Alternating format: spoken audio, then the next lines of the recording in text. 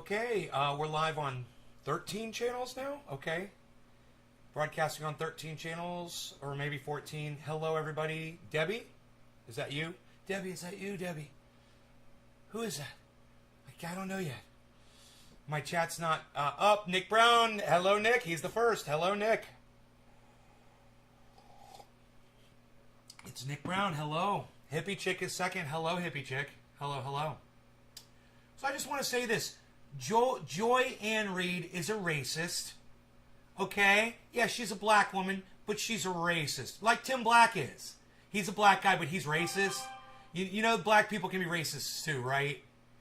Yeah, well, Joy Ann Reid is a racist, and I want you guys to hear what she says. Right here. Listen to this.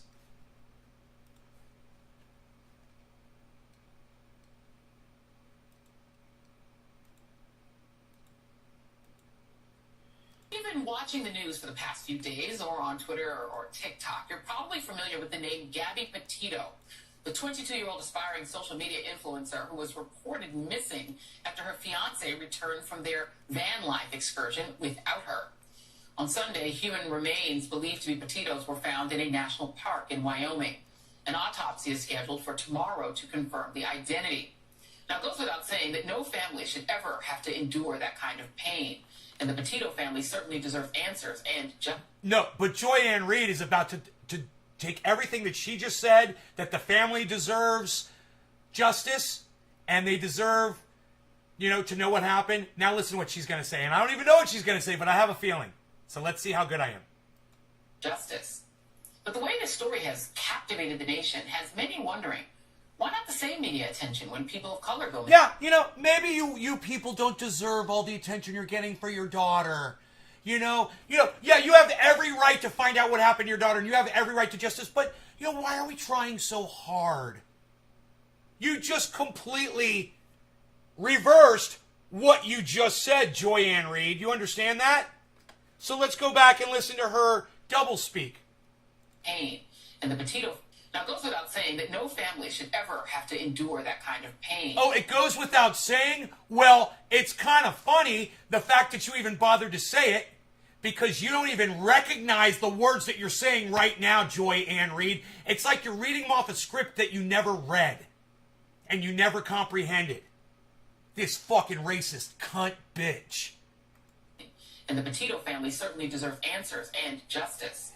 But the way this story has captivated the nation has many wondering, why not the same media attention when people of color go missing? Well, the answer actually has a name. No. Maybe it's because the girl was famous, people followed her on the internet, and they're familiar with her, and they were actually looking at her like a member of their family. You stupid fucking cunt bitch. You ever think about that, you dumb fucking cunt bitch? You ever think about that? This is not making sense to some of you. That's fine. Move along. Move along if this does not make sense to you. Move along.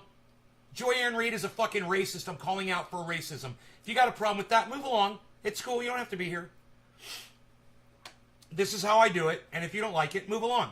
If you want to hear this cunt get called out for the racist cunt that she is, stick around. Because there's more where this came from, I'm sure. We're just getting started. I want to hear her say this again. But the way this story has captivated the nation has... Oh, how dare it captivate the nation? How dare it? How dare it? She's not satisfied. She's not happy that some girl captivated the nation and it wasn't her. Many wondering, why not the same media attention when people of color go missing? Well... Why not the same media attention? When a famous YouTuber, TikToker, Instagrammer, I don't care what the color of their fucking skin is, I don't care where they're from, when they go missing, people give a fuck. It's because they've got millions of followers, you dumb fucking cunt. You stupid cunt bitch. Oh, this cunt should definitely rub you the wrong way. These racist black people drive me fucking crazy. It drives me fucking crazy. This is going to be the hill that this cunt is going to stand on because the media paid too much attention to a white girl for her taste. Get the fuck over it, bitch. How about that, you cunt? Get the fuck over it. All right? Too bad. You know? Fucking sucks to be you. She had a following. She was a podcaster. You know, a lot of people gave a fuck about her. It's not the fact that she was white. It's the fact that she changed lives. She touched people, and they loved her.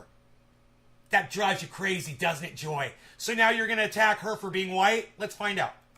Well, the answer actually has a name. Missing white woman syndrome. Actually has a name. Missing white woman syndrome. Missing white woman syndrome. Missing white woman syndrome. Really? I've never heard of this. So if it has a name, let me look it up on Google. Let me just find out. Let me find out. Missing white woman syndrome. Definition. Wikipedia. Missing white woman syndrome is a term used by social scientists and media commentators to refer to the observed disproportionate media coverage. Oh. This was posted 14 minutes ago. You don't believe me? So some cunt, fucking feminist cunt bitch decided to go on Wikipedia and create the fucking term. And Wikipedia obliged and said, sure, make up your own fucking terms and give it credibility. I want everyone to look right here. 14 minutes ago. If we had done this show 20 minutes ago, the term missing white woman syndrome wouldn't have been a thing yet. But because Joy-Ann Reid said it's a thing, some dumb cunt got on the fucking internet and wrote it into Wikipedia to try to back her up, to back up her fucking straw manning. 1 day ago, how the media repeated missing white woman syndrome. Missing white woman syndrome.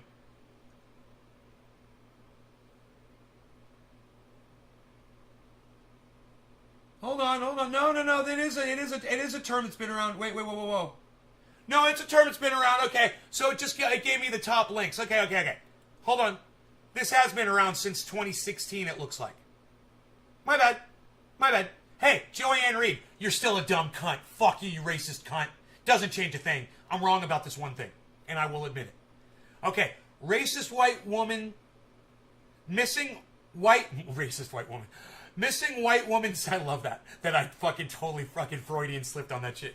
Missing white woman syndrome was being talked about in 2017 about Natalie Holloway. In recent weeks, the stories of missing black and Latina girls sparked an outcry on Twitter. Okay, my bad. Joy-Ann Reid did not make up the term. My bad. It's been around. Okay, let's keep listening. Let's keep listening to this racist cunt bitch. The term coined by the late and great Gwen Ifill to describe the media and public fascination with missing... Oh, I should have just kept listening for a few seconds and she would have told me how long the term's been around for. How funny is that? I do my own research. I don't rely on cunt lying racist bitches to fucking give me my information. I Google that shit for myself, and all of you should never take some lying cunt like this as word on face value, ever. She's a fucking racist lying cunt bitch.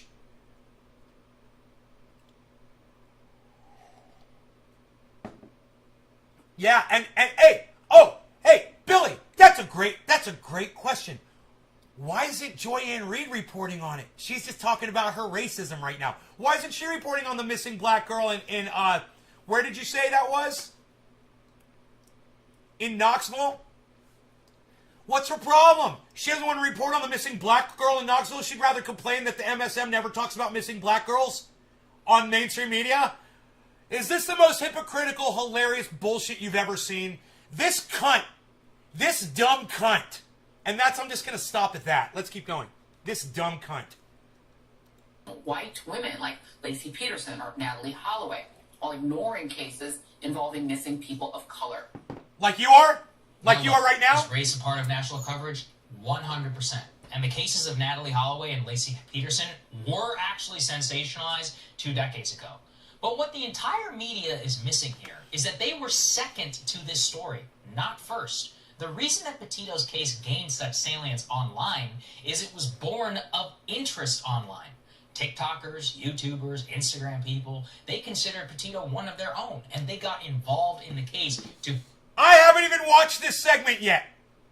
He's repeating exactly what I just told you. Do you guys realize that? I'm like a goddamn professional commentator, man. I should be on a show. I will give you the best take on anything before anybody else gives it to you. I promise you that. The only reason he's saying that is because he's right. And it's just common sense, guys. And I came up with that without hearing him say it. That's why more people should be watching me and not this stupid fucking cuck bitch that lies to his audience constantly. Yeah, UFOs are visiting us, everybody, says Sagar. Oh, the proof is in. The Pentagon proves it. We've got UFOs and there's aliens. A good piece of ammo is in my inbox on Twitter. Piece together the pieces that the cops had very obviously missed. And here's the thing. The facts of this case are actually crazy. After Petito's family lost touch with her in August of 2021, her boyfriend showed up back in Florida 2 weeks later with the van that they were traveling in. And she wasn't there. Obviously, they had a lot of questions. What's going on, Brian? Where's Gabby? Then, police showed up to his house to ask him, and he wouldn't talk to them. According to the Petito family, he wouldn't talk to them either. On September 15th, after Brian was named a person of interest in this case, he also went missing, according to that family, and nobody knows where the hell he is today. As people online became aware that Gabby was missing, a groundswell of online sleuths actually became involved. And what received particular attention was a resurfaced body camera footage of a police stop of the couple in Moab, Utah, where Brian and Gabby were actually involved in a fight on August 12th, 2021. A bystander in Moab saw Petito and Laundrie arguing, in which Petito apparently hit Laundrie in the arm as he was keeping her away from her phone. Now, that bystander heard Petito say, quote, "Why do you have to be so mean?" And he was so concerned, he actually called it in as a domestic dispute. Now, that call told police, quote, "We drove by, a gentleman was slapping the girl. We stopped, they ran, and down the sidewalk. He proceeded to hit her, he hopped in the car, and they drove off together." Now, body camera footage reveals that after that couple was stopped in their van, Petito was in very obvious distress from talking to the officers. So for those who are just listening here, the audio, it's a little bit muffled. Here's a very small tidbit that just gives you an idea of what it's like. Yeah, I don't know. It's some days I feel like I got OCD, and I was just cleaning my face back in the airport, and I was apologizing to him and saying, "I'm sorry that I'm so mean." Now look, no longer got a cannabis incense for all. Cheers. The entire time.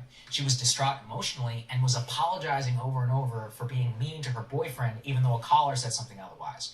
It doesn't take a genius to see some pretty telltale signs of domestic abuse here. Right. But the cops wrote it off, and instead, they split them apart, asking the boyfriend to spend the night in a hotel while she slept alone in a van. Now, from there, things get even stranger. She posted on Instagram on Utah on August 25th. And then her mother received a strange text saying that she was going to Yellowstone and would have no cell service on August 30th. That was 5 days later. 11 days after that, she's officially reported missing after not being heard from. And that her boyfriend she was traveling with shows up back at his house in Florida with a van and no girlfriend. All of this were known to the police at the time, who then came to the boyfriend's house to seize the van in question. But then when they try to ask him questions, he refers them to his lawyer, refusing to speak with them. What did the cops do? Nothing. They said her disappearance was odd, but that there was no evidence of a crime in their own jurisdiction of Florida, so they just took the van and then they left. They didn't put... You want to defund these fucking pigs?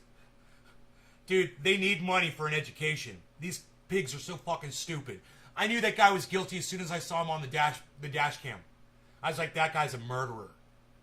A pig can't tell a guy who's a fucking murderer? Maybe pigs need to go to prisons and see what fucking inmates look like. People who've been convicted of murderers. So they get an idea what they look like. They look like human fucking coyotes. They look like somebody took a coyote and bred it with a fucking human. They're fucking scavengers and they look like they're fucking scavengers. They're bottom feeders. Put a car, they didn't pressure the family, nothing. So, lo and behold, a few days later, when the FBI decides that the Laundrie is now a person of interest, he's nowhere to be found. They literally let him skip town, even though the dude showed up at his house with the van they were both in and refused to talk to him. Seriously, am I crazy? Is this not the easiest case to figure out ever? While the police were apparently letting the prime suspect go, people online were actually surfacing details everywhere.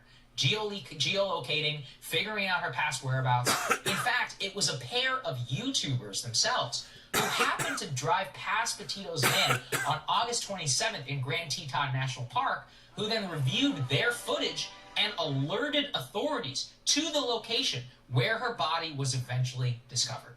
Various sightings of the couple have been reported, also on social media. The explosion of interest and a nationwide manhunt now underway for Laundrie at this time. But the review of the details is merely to underscore that both this is a pretty extraordinary case in which a person who already had a following on social media was involved in an objectively crazy situation, and where others sought to do what they could to try and locate her. And the nature of so much of MSNBC and CNN coverage in the last several days has been to essentially try and shame people for caring or tuning in or trying to help. But they ignore that unlike in the 90s, they aren't the ones who actually created the interest. It was organic. It actually stemmed from the facts themselves. I really don't know how many times we have to discuss on this show. Shaming people is likely to have the opposite reaction when you're trying to elevate something. And number two, I cannot think of a better opportunity than for anyone discussing the case, as I am right now, to draw attention to two big crises that we have in our society. Let me pause for 1 second. Hey, Lay Troll, I blocked you. You must have me confused with Dr. Cushman. Go head back over to his show. He likes people like you. I think you're a fucking cunt and I fucked your mom. You're probably my kid. All right, go fuck off. One is domestic abuse, which has actually skyrocketed during the pandemic, and for which so many women suffer. And two is missing persons. Advocates are 100% correct in noting how many minorities go missing in the country. There are a lot of resources that people should look into if they're interested in helping and being aware to find other people who are missing. Get stuck in the house together, man. Intention always people go crazy. Is that talking down to people almost never works. You know, while others have consternation. You got ladies' night out. You got fucking the golf course. You go going out drinking with the guys. You know, we've got baby showers. Oh, we're going to a baby shower. Oh, you know, men and women are always looking for excuses to get the fuck away from each other. To get the oh, I got to go work 8 hours a day. Oh, I got to go take care of the kids. Oh, yeah, let's have kids. That's gonna fucking be more of a reason for us not to be right up on top of each other all the time because you're gonna have to take the kids here and I'm gonna have to be at work and blah blah blah blah blah. You guys are just looking for excuses because we can't stand each other, man. Once we realize that about each other, this is what happens. Life has changed, man. You're gonna have to be more tolerant. I'm having to become more tolerant. Y'all are gonna have to become more tolerant of each other if you want your relationships to last. You need to fucking learn patience, man. You gotta learn to not be so narcissistic and not make it about yourself all the time. At looking at the interest in the case, I actually see a good thing. The authorities failed Gabby Petito, but a lot of people stepped up to try and bring closure to her family, and hopefully justice for her murderer. And I choose to see hope in that, and I see it as a spirit that perhaps that we can build on and help as many people as possible. I'm curious what you think, Crystal, because I think the reflexive nature to be like, oh, really? This white girl. Are you curious? Hey guys, thanks so much for watching. Yeah, he's so curious, so they fucking cut her off at the end of the goddamn show. Hey, Crystal, what do you think? Hey guys, thanks so much for watching. Shut up, Crystal! Change that goddamn ending on that fucking video. It sucks, and you sound like a fucking lunatic. Hey guys, thanks so much for watching. Hey, can we listen to that over and over and over and over and over again, please? That's right, you think, Crystal, because I think they're girl.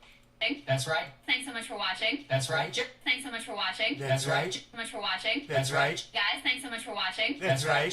Hey guys, thanks so much for watching. That's right. Hey guys, thanks so much for watching. Hey guys. Hey guys, thanks so much. Hey guys. Hey guys, thanks. Hey guys. Hey guys, thanks. Hey guys. Hey guys. Hey guys. Hey guys. Hey guys. Hey guys. Hey guys. Hey guys. Hey guys. Hey guys. Hey guys. Hey guys. Hey guys. Hey guys. Hey guys, thanks so much for watching. Hey guys, thanks so much for watching. Thanks so much for watching. Fucking hate that shit! God, your voice is annoying, Crystal! Your voice is so fucking annoying! I love you. But I fucking hate your voice! Get a better fucking microphone. I don't know what to tell that woman. She's very smart, and she's beautiful, but goddamn, shut the fuck up. Alright, write it down. Your voice is like fucking nails on a fucking chalkboard. It is so grating and hard to listen to. Yeah, I remember when I was younger, and I would meet someone on the internet. I'd meet a girl. And we'd be chatting and shit, and we'd be like, yeah, we should call each other. And I remember before the call, I'd always be like, God, I hope she's got a sexy voice. because, you know, I'm an audio guy, and even though I am losing my hearing, and I do tend to yell a lot more now, the sound of a girl's voice was actually pretty important to me growing up. You know, I was picky. You know, and if you didn't have a sexy, smooth-sounding voice, I wasn't going to be interested. You could be the most beautiful woman in the world, but if your voice wasn't on point, it just wasn't. It wasn't going to do it for me. I know that's kind of fucking weird, but I just like a sexy voice, man. I like my woman to have a sexy voice. Crystal fucking ain't got it, bro. She has not got a sexy voice.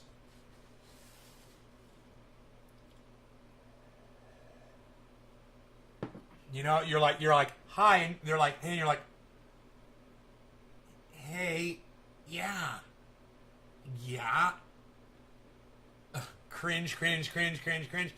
Anyway, let's talk about what Jimmy Dore found for us. A really good piece of video here.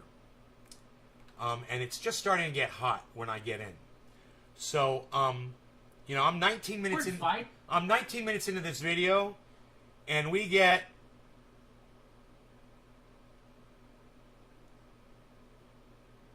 we're going to take it from here. We're going to go 2-3 minutes back to catch you all up. And you guys are not going to believe how corrupt Hillary Clinton you know, they're corrupt, right?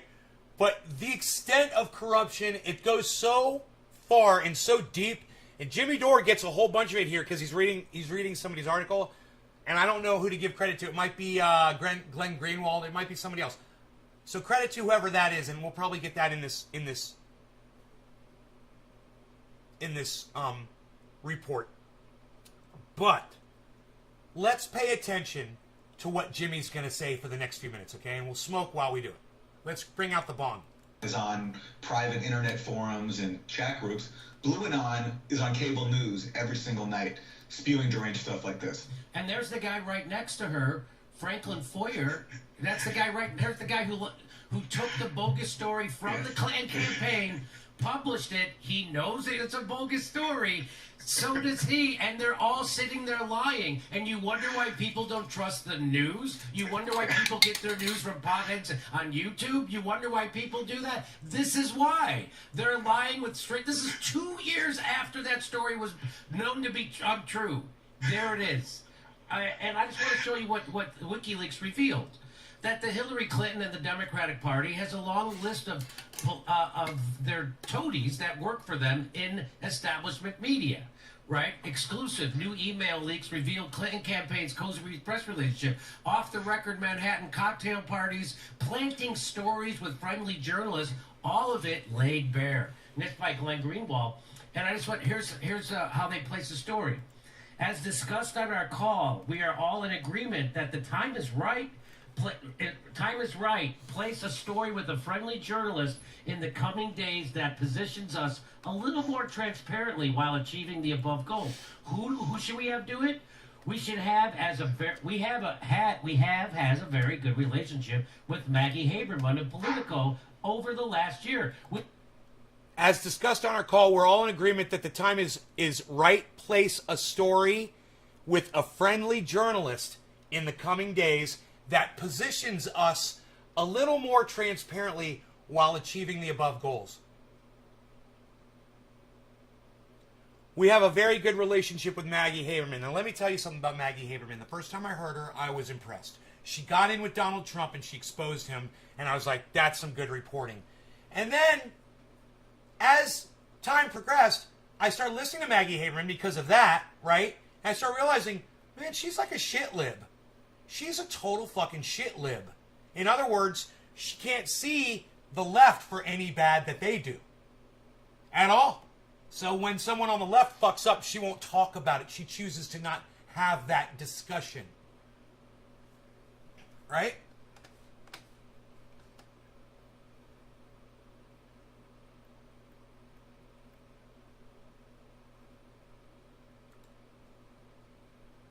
I do too. I applaud her.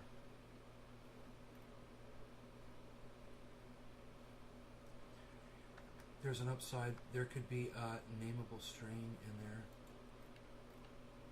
Could be red. Where is this girl from last night? Okay, a slot that passed while I was working. Yeah, sounds like you're really interested. How the fuck was I supposed to know you were working?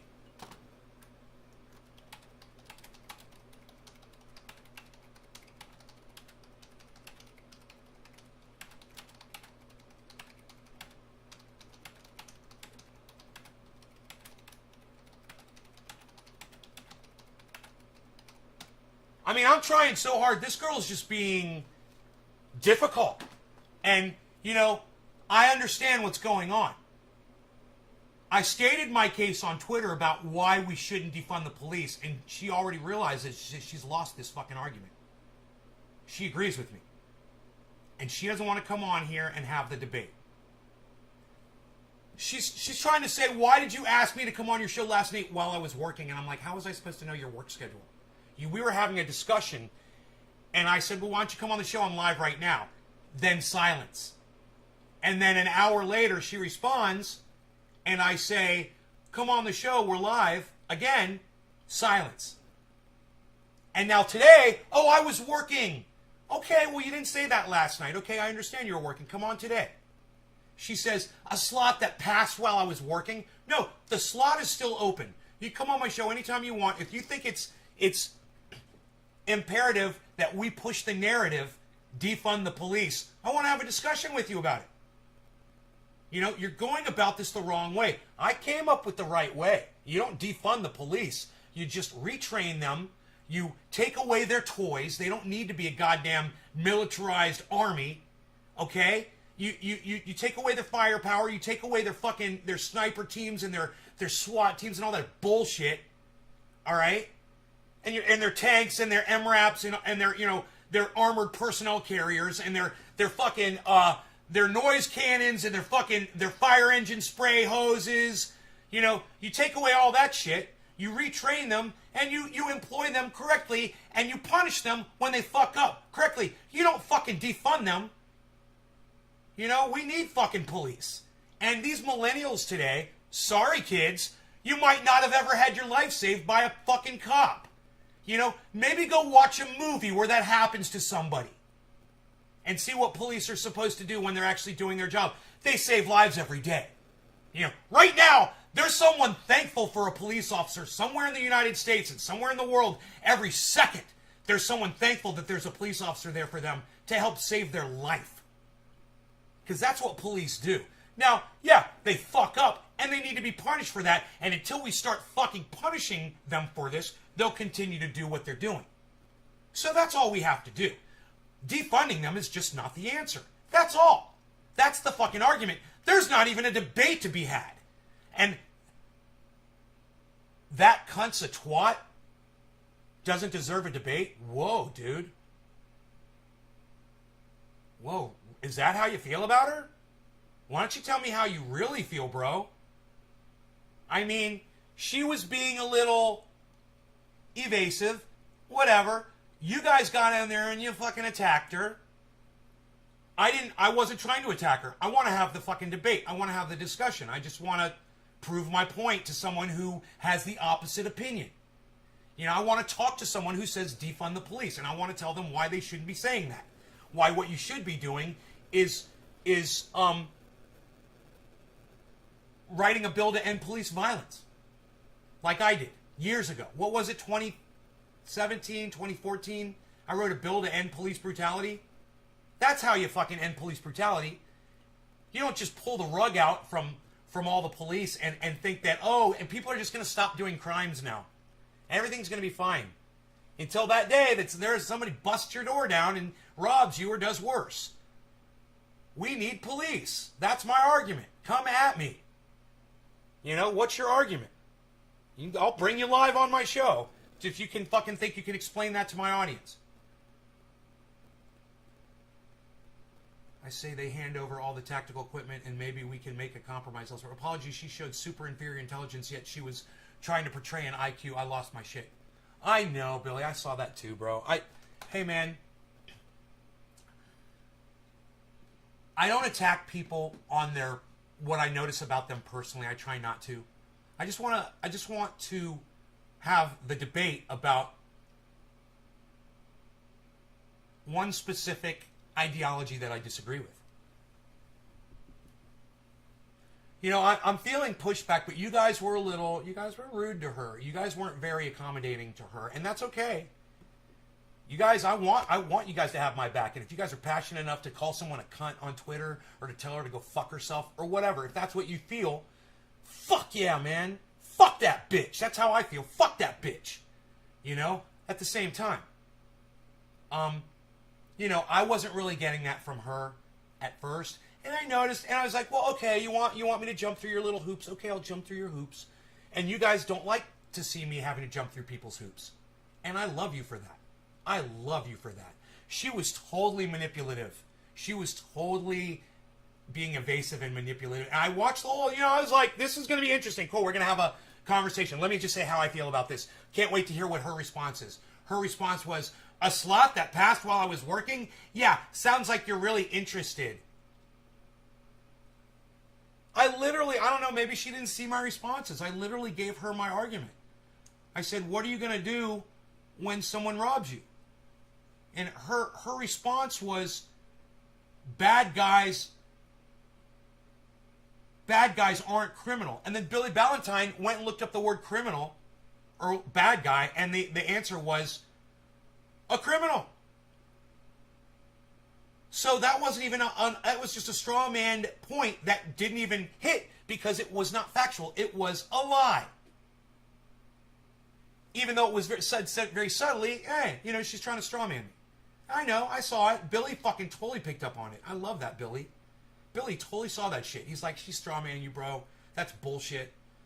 I'm like, right on. How about we do this when it's convenient for you? You really want to have... You know what she tells me? Go watch Fred Hampton Leftist. I'm like, that Nick dude? No, thank you. That guy, like you, he calls cannabis pot and weed. You guys insult my intelligence when you do that. I don't want to talk to people that refer to cannabis as pot and weed. You guys sound like fucking idiots. You know, you're putting yourself down. You call yourself a pothead? You're going to go smoke some weed, pothead? You know?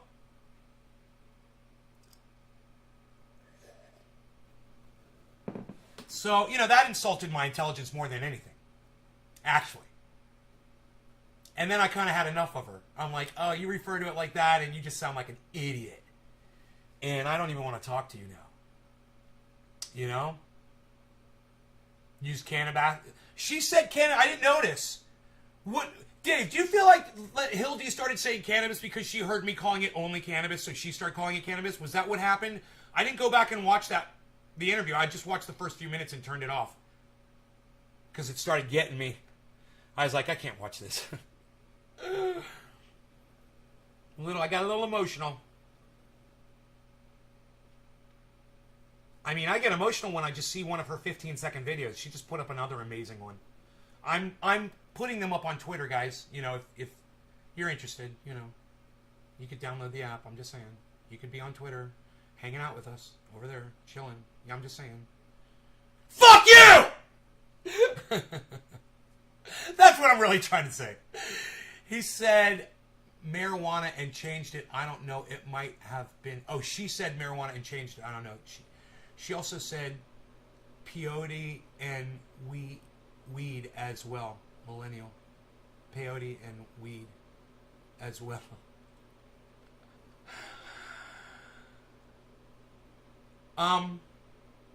Yeah. I'd still have the debate with her, and I would be very respectful and nice.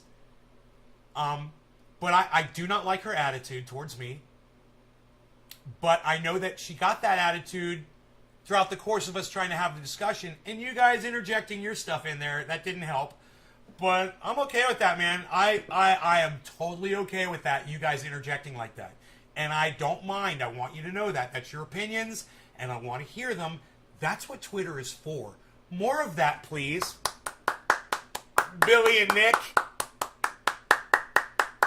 And anybody else who got involved in that conversation. I wish you guys would go to my tweets and replies and get involved in these conversations. It makes them so much more fun for me. You know, to see what you guys have to say as well. But, you know, I think I've already stated out all of my points here. My point is, you know, I'm concerned about police brutality too. You and I just have a different way of trying to go after it. It's almost like my ability, my right to possess a firearm. It's like the same thing. It's like you want to see school shootings end, so you want to take all the guns away. And I want to see school shootings end too, but I don't want my gun taken away. Right? I want to come at this at another way. Maybe fortify the schools, you know, like you fortify a bank. How often does a bank get a mass murdering in a bank? How often does a mass murder occur in a bank? Right? Well, you care more about your money than you do your kids. That proves that point, America. You care more about your money than you do your children. How dare you have children? You know, okay, you're taking really good care of your money in that fortified banking institution. But your children go to a soft target?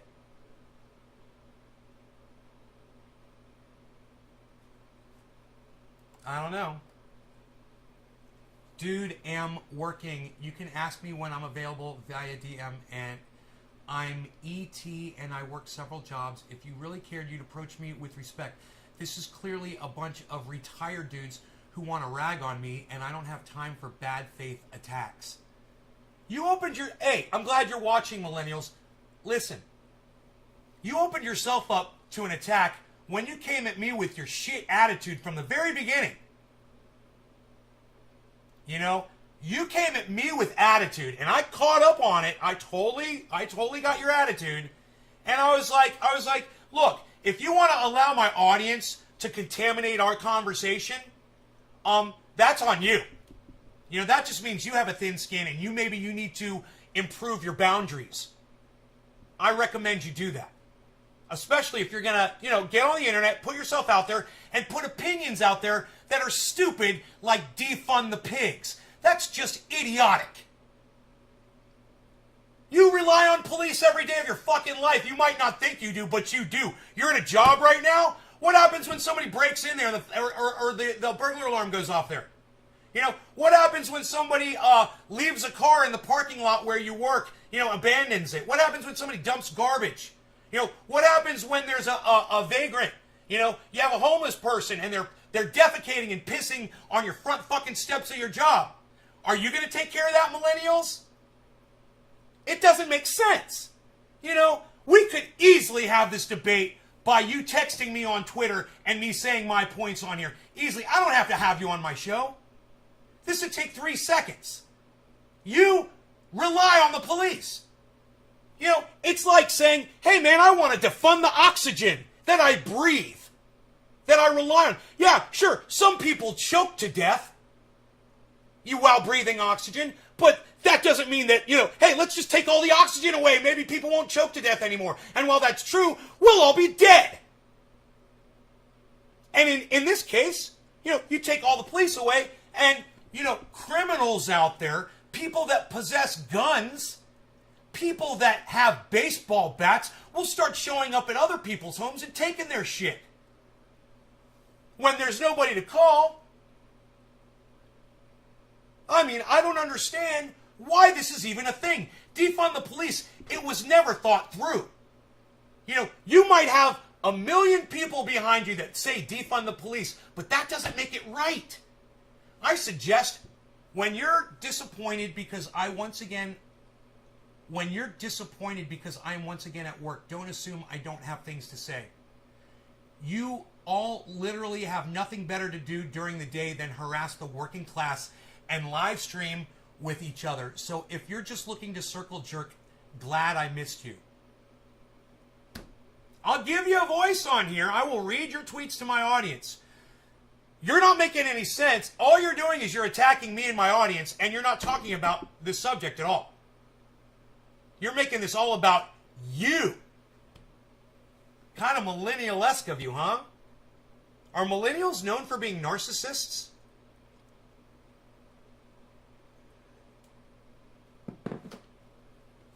Millennial? And let me tell you something, millennial. Let me tell you something else. It's separatist. You know? It's discriminatory to call yourself millennial. You know why? I could just call myself white guy. Same thing. right? That's kind of discriminatory, isn't it? For me to refer to myself as white guy? It's discriminatory. You're literally separating people from you by branding yourself a millennial. Are those the only people you'll talk to? Are those the only people you relate to? Is that how you identify? By the year you were born? Something you had no say in whatsoever? You're proud of that? You know, you want to attack me personally? I'll fucking attack you personally. How about that? You like that? Let's talk about you, since you want to make this about you. Millennial splaining. You know? And I like your little sexist take on your name there too, on mansplaining.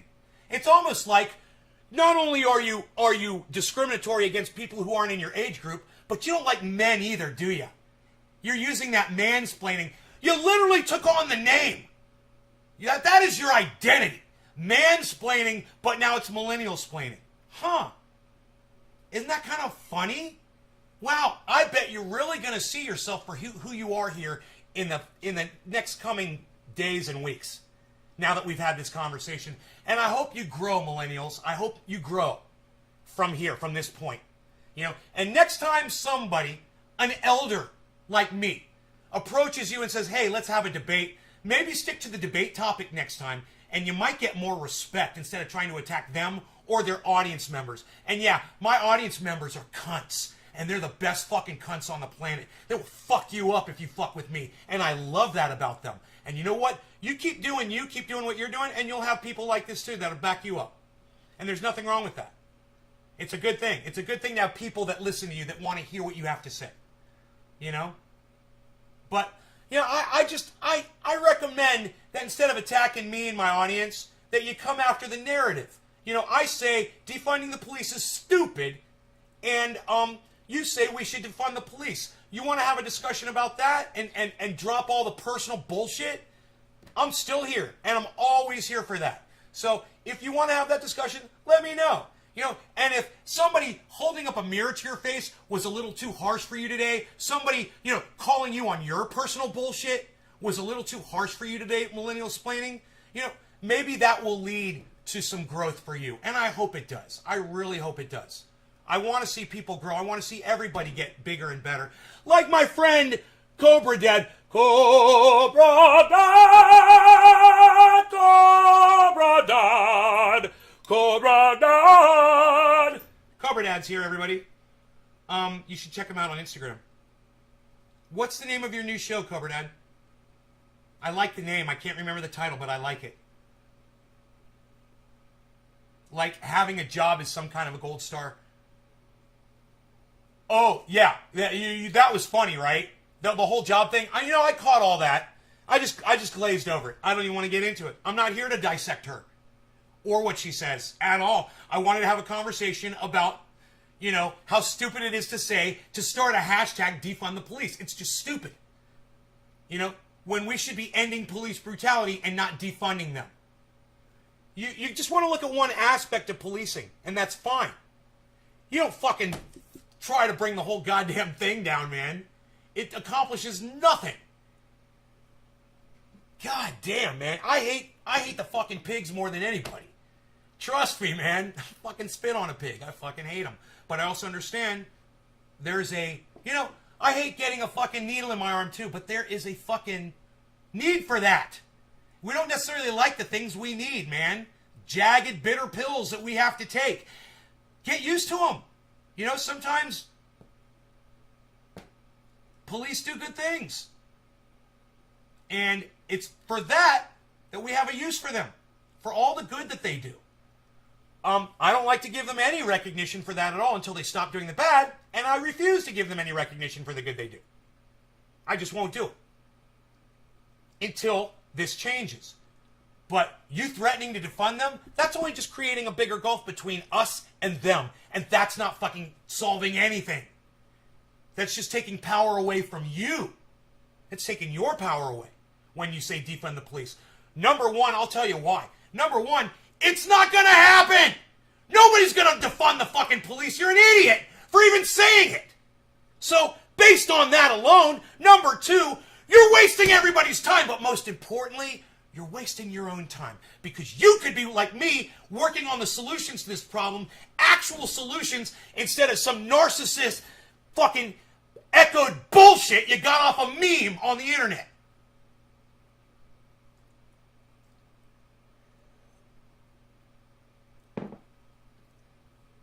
Hey, Debbie! Hi, Debbie. I'm so glad you're here. I was wondering what happened to you. You're kind of slipping, Debbie. I hope everything's okay at home.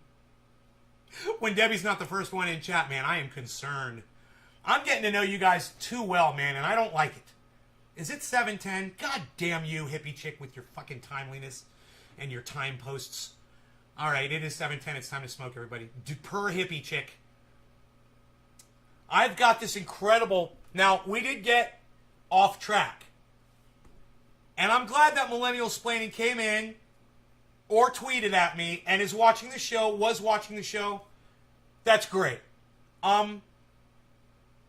She brought all of that on herself, and she could have risen above. She could have ignored you guys, and she could have just spoken to me if she wanted to. She chose not to. She chose to get into it with us. And unfortunately, when you get into the mud, you get dirty.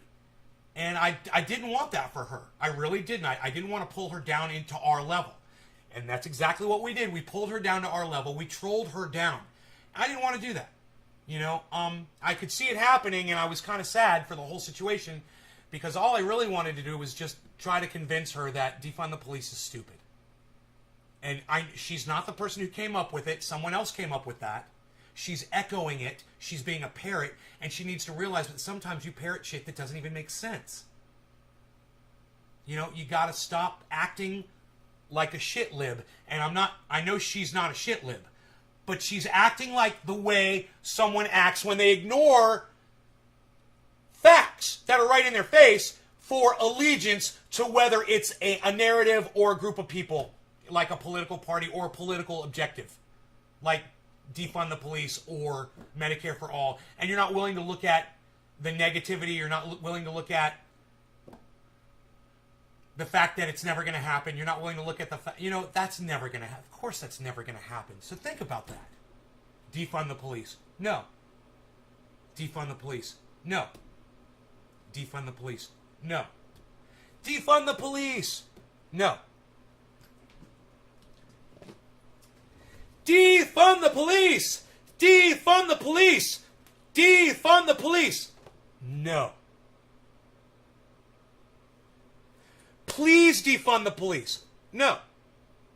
Hashtag defund the police. No. If you don't defund the police, we're going to be really mad. No. Okay. So it ain't going to happen, right? So what is the solution if it's not defund the police? Can't we work towards the solution? Ending police brutality now?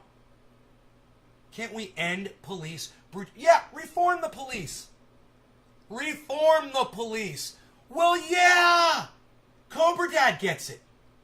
I'm having some health issues. Oh, Debbie, I know. I could tell. I'm so sorry, honey. I hope you get better. Whatever it is. For me, for my and your future reference, when I see you talking about a twitty and say the word debate, I'll stand back till it's obvious the debate will not happen. Okay. Billy, don't do that. Don't do that. Your opinion means more to me than some cuck bitch that I want to fucking debate. And millennials, I'm not calling you a cuck bitch, just so you know. I'm just talking about random motherfuckers. And millennials, I want you to know also, whether you're watching or not, I still have respect for you. I still have respect for you. You and I agree on a lot of things. And I want you to know that I know that. And I'm not mad at you. You responded to my audience probably like I would have responded to somebody else's audience if I didn't know what I know today about people and narratives and opinions and getting along with other people. So I don't hold any of that against you. I want you to know that. And I assume you're going to go your way. You're never going to look at me or come here again. We deserve that because that's the welcoming we gave you.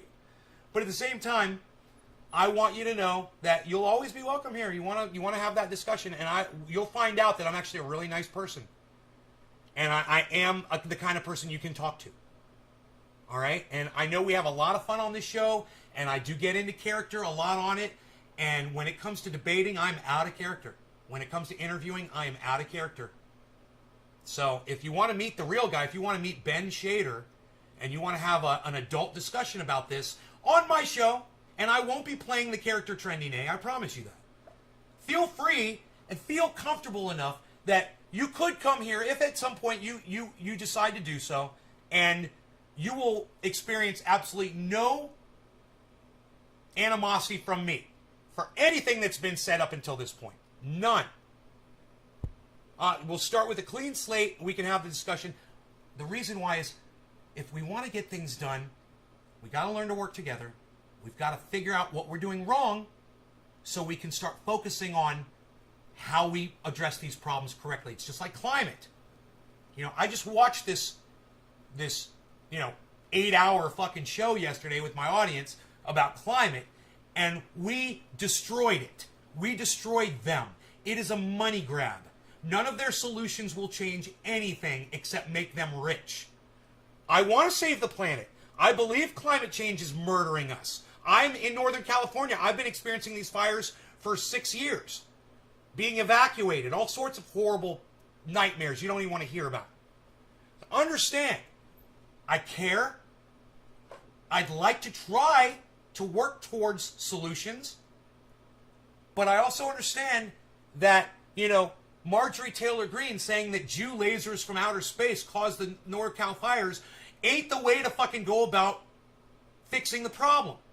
And saying defund the police ain't the way to go about fixing the problem. So let's just start with that.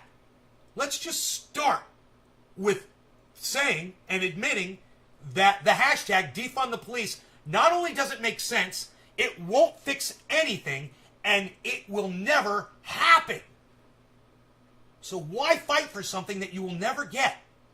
Why fight for something that you know will never happen? You've got to realize that that's never going to happen. Right? As soon as you realize that, then we start looking at my bill. And we've talked about your thing, defund the police. It doesn't work. It's never going to work. It won't ever be accepted. But my bill, not only is my bill great. Hill D just tweeted thank you to Dr. Destructo.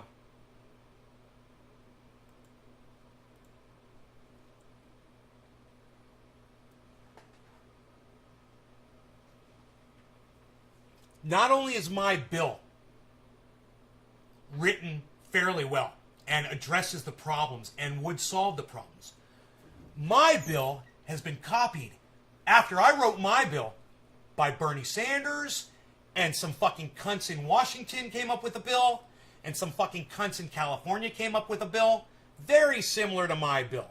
So you got to ask yourself, does Nay really have it right? Come look at my bill. See what I wrote back in 2014. I've been talking about this for years. That's why it was so easy for me to take the fucking legs out from underneath your defund the police argument. You literally, it just doesn't make sense. And anybody that just listened to this conversation with common sense and isn't some kind of a defund the police shit lib, and I'm not saying that it's a shit lib, I'm saying that it's a blind person to defund the police, right? Someone who is blind to that cause and won't listen to reason, listen to this and be like, he's right. I do want to end police brutality, and defunding the police won't work. So he's offering a solution. Let's look and let's at least talk about his solution. Let's start there. Let's start with something that will work at least. Man, you got a bucket of water and I've got a can of gasoline. We've got a car with no gas in it. And you're like, yeah, but I got this bucket of water here. Millennials, your bucket of water isn't going to help us right now. And that's all defund the police is. It's a bucket of water for an empty gas tank. I mean, it seems like it might do something. It's liquid, and it pours just like gasoline. Right? It's a facade. It's a mirage. It's a joke. And anybody with even a low IQ and common sense can figure out that defunding the police in this country is never going to happen. TJ Hooker, man. Are you fucking kidding me? This country was built on, the Marshall walking down the street and keeping order. You know, those are our heroes. You know, Bruce Willis plays a cop in the movies for a reason. America loves a cop. Seriously. Think about all the cops and all the TV shows personified, all the movies. Think about it. There's a lot. SWAT. Right? Hey, what about the longest running live show of all time? Isn't it Cops?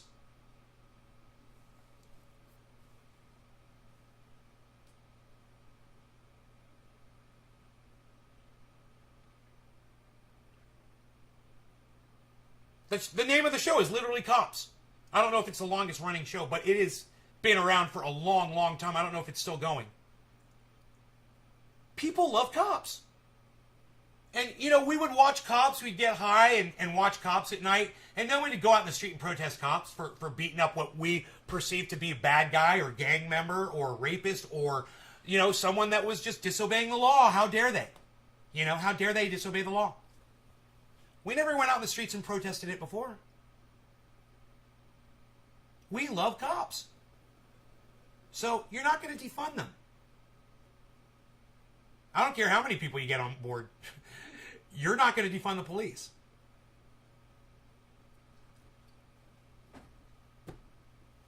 I'm just trying to get you to look at the solution instead of something that will never solve anything. Something that won't even get off the ground. You think you have an argument for all of that? I want you to write it all down in a tweet and tweet at me. No, I'm just kidding. If you think you have an argument for any of that, you're more than welcome on my show anytime. No hard feelings, millennials. I want you to know that. We can be adults. We can be friends. You might be surprised to find out who I'm friends with. And you might find out that we have very common friends. But I'll tell you this right now. You want to start respecting yourself a little bit more?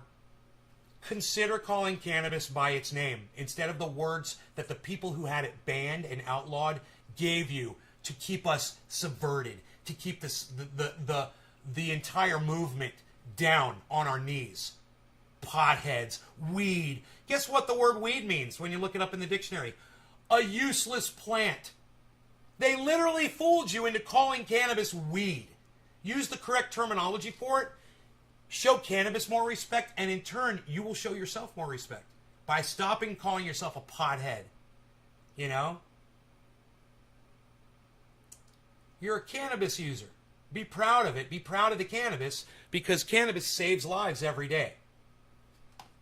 It literally saves lives, and it takes pain away.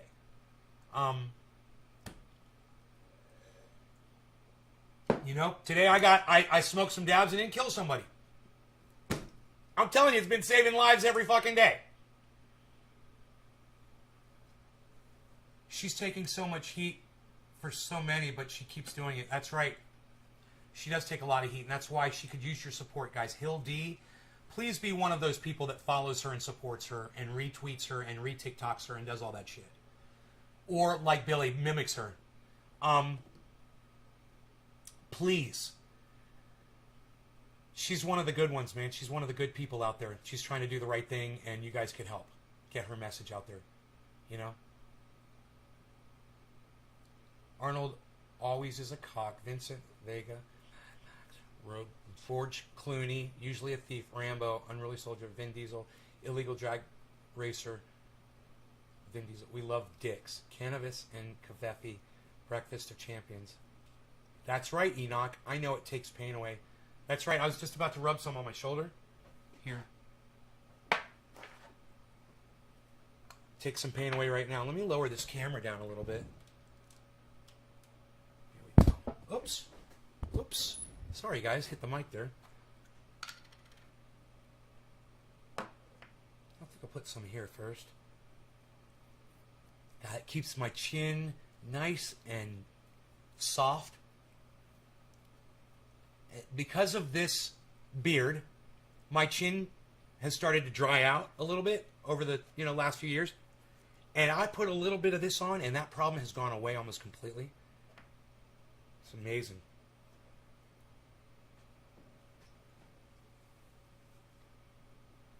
That's the stuff. Man, I haven't done this in a while. I think working out has really helped my shoulder pain. I just followed Hildy on Twitter. Good, Enoch. Thank you for doing that. The rest of you guys, please be active on social media, guys. Please be like Enoch. Everybody. Man. That feels pretty good. It's like lubing up the goddamn Tin Man from the Wizard of Oz. All right. So, Jimmy Dore is exposing Hillary Clinton here. Okay, from a story, I believe it's from Glenn Greenwald, but it might be somebody else. My bad for not knowing the author. That is saying that in an email from her lawyer, they said, we need to get this story out to friendly mainstream media outlet representatives who work with us and make us look good. So, they literally have a list of friendly reporters who they trust to push their narrative on us. So when they do something wrong, they don't have to worry about these people exposing them. Dude, that is earth-shattering news. Because on a personal perspective, I didn't realize that politicians and reporters had these kinds of relationships. That's the kind of relationship that a politician has with a lobbyist to push influence. As it turns out, and you're about to see the names of all the cunts, it goes way deeper than corporations. It goes right into the mainstream media, and it oozes out of your television sets, your internets, and your radios, everywhere you get this bullshit from. Listen to what Jimmy Dore is about to say. And I'm sorry to have to take you guys so far away from this and bring you back in. Let's try to stick with me on this. All right, here we go.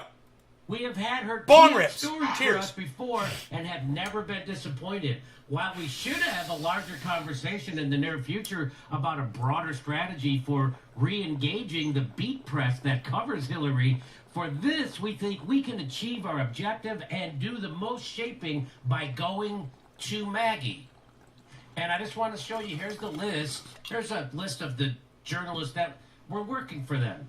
Columnists, pundits, Kiki Finney from the Lead, this week's work, just to start. Additional surrogates, Philippe Padet. Okay, so Dan Balls, Wolf Blitzer, Gloria Borger, Mika Brzezinski, David Brooks, Gail Collins, John Dickerson, E.J. Dion, Maureen Dow, Ronan Farrow, Howard Feynman, Ron Fournier, Mark Halperin, Chris Hayes, John Heilman, John Carl, John King, Mara Eliason, Rachel Maddow, Ruth Marcus, Chris Matthews, Dana Milbank, Andrea Mitchell, Nora O'Donnell, Robin Roberts, Eugene Robinson, Charlie Rose, April Ryan, George Snuffleupagus, Robin Sproul, Carol Tumulty, and Jeff Seleni. That's just the... He said George Snuffleupagus, guys, instead of Stephanopoulos. Did you guys catch that? You guys, at the top it says, this list needs work just to start. This is a list of everyone that they feel comfortable with to push their narrative. Oh, Wolf Blitzer, the head of CNN. Rachel Maddow. This is the Clinton campaign, guys. Dude, mainstream media was working intertwined with the Clinton campaign. They were fucking intertwined. It wasn't just, hey, we got a good story for you. No. It was, you give us a good story, and we'll make sure to make you guys look like fucking angels. That's the deal. That's a long list. Mika Brzezinski from MSNBC, from Morning Joe. Dude, they had every single fucking one wrapped around their finger, man. He's like, any one of these ones will do. Any one. Just fucking hit any one of them up. They all got our back. Hey, here's some lies about Russiagate. Will you guys put them out there for us? Sure, and we'll make you look like angels while we do it. Maggie Haberman, Wolf Blitzer, John King, Gloria Borger, fucking, I'm going to read off every name I recognize. Mark Halperin, Chris Hayes, John King, Rachel Maddow, Chris Matthews, Andrea Mitchell. You know, I've said good things about some of these people before. Charlie Rose, George Stephanopoulos. Jesus fucked himself. That's just the list we got. That's just the ones we know of for sure, super sure. Sickening. So I just want to go back to this. So just so you know, that's why no one trusts the media, because they're liars and they're paid by the establishment to lie, and that's what they do. All There it those is. people there Pay attention. are paid liars. Pay attention. Okay. They're all paid liars. According to Steele, All right, it he was says Michael it. So He says Steele it the right guy- there. Listen. So I just want to go back to this. So just so you know, that's why no one trusts the media, because they're liars and they're paid by the establishment to lie, and that's what they do. All those people there are paid liars. The Again. media, because they're liars and they're paid by the establishment to lie, and that's what they do. All those people there are paid liars. The media, because they're back to this. So just that's why no one trusts the media. That's why no one trusts the media. That's why no one trusts the media. That's why no one trusts the media. That's why no one trusts the media. That's why no one trusts the media. That's why no one trusts the media. That's why no one trusts the media. So that's why no one trusts the media. You guys should be grabbing this video and putting it all over the internet. Not my video. So I'm going to give you a link to this one. All right? Like I said, this ain't about me, guys. And it generally never is. It's about the message. Some of you guys might confuse that. So, here's what I want you to do. There's a link in the chat. If you're watching from anywhere but Facebook, you'll be able to grab that link. It's Jimmy Dore's video. Go ahead and share Jimmy Dore's video. It's got almost 80,000 views. That's pretty good. It should have 1 million. Everyone should know about mainstream media. You guys should tweet this at Wolf Blitzer. You should tweet this at John King CNN. You should tweet this at Rachel Maddow, MSNBC. You should tweet this at Chris Hayes. You should tweet it at Gloria Borger. You should tweet it at all of them. And keep, Ronan Farrow's on there too. I missed that. He's bought too. Ronan Farrow. Nice, huh? I used to have respect for that guy. Wow. He's a cunt too. They're all fucking cunts. You notice there's nobody from Fox on there or AON? No, because they just go out of their way to serve Donald Trump. So they're just as bad. And if this was, any kind of a Trump story, it would go to all those people. I mean, duh, hippie chick? Because they're liars and they're paid by the We're talking about Hillary establishment Clinton, hippie to chick. lie, and that's what they do. All those people there are paid liars. Okay. According to Steele, it was Michael. So Steele, the guy who put together the dossier, he was paid over $100,000 to put together a bunch of garbage they're just made up stories. It was Michael Sussman in July 2016 who first informed him about the Alpha Bank server story. So again, more proof that it was Sussman who made this up. Sussman efforts yielded purported DNS traffic between a Trump-adjacent marketing server and the Alpha Bank in Russia. Sussman concealed this plot from the FBI along with the fact that he was billing Hillary Clinton for his involvement. So this guy was completely, first of all, I know the FBI knew he was working for. So that's the thing that when I first read the story, I'm like, wait a minute. The FBI didn't know that guy was working with the Clintons? Of course. Well, the meeting with the FBI, for example, where he tried to push the story, or did push the story. I'm sorry, hippie chick. Sometimes I forget we're all getting high. Hopefully you're getting high too. He billed Clinton for that. No longer meeting going to cannabis. called Cannabis Work isn't and just for all. Cheers. Communications regarding a confidential project. Temporary- Now realize what he's doing. Sussman, working for Hillary Momentary Clinton, lapse of is reason. going to the FBI Due to a bomb and raid. pretending he's not working for Hillary Clinton, at the same time billing Hillary Clinton for that meeting. That's ballsy. And what that tells me is they're all working together. Hillary Clinton wasn't worried about the FBI finding that out. In fact, according to Durham, all or nearly all of Sussman's work pushing the Alpha Bank story was billed to the Clinton campaign. Hiding the money trail was established Russiagate practice. His law firm, Perkins Coie, and the Clinton campaign concealed that they funded the Steele dossier until a subpoena, I remember when this happened, until a subpoena from the House Intelligence Committee forced them to admit the truth on October. Yeah, you did. They had denied I think you did. They had denied it, that they had anything to do with the funding of the Steele dossier, and then they had to admit that they did. They paid Fusion GPS who got the thing for Steele to do it.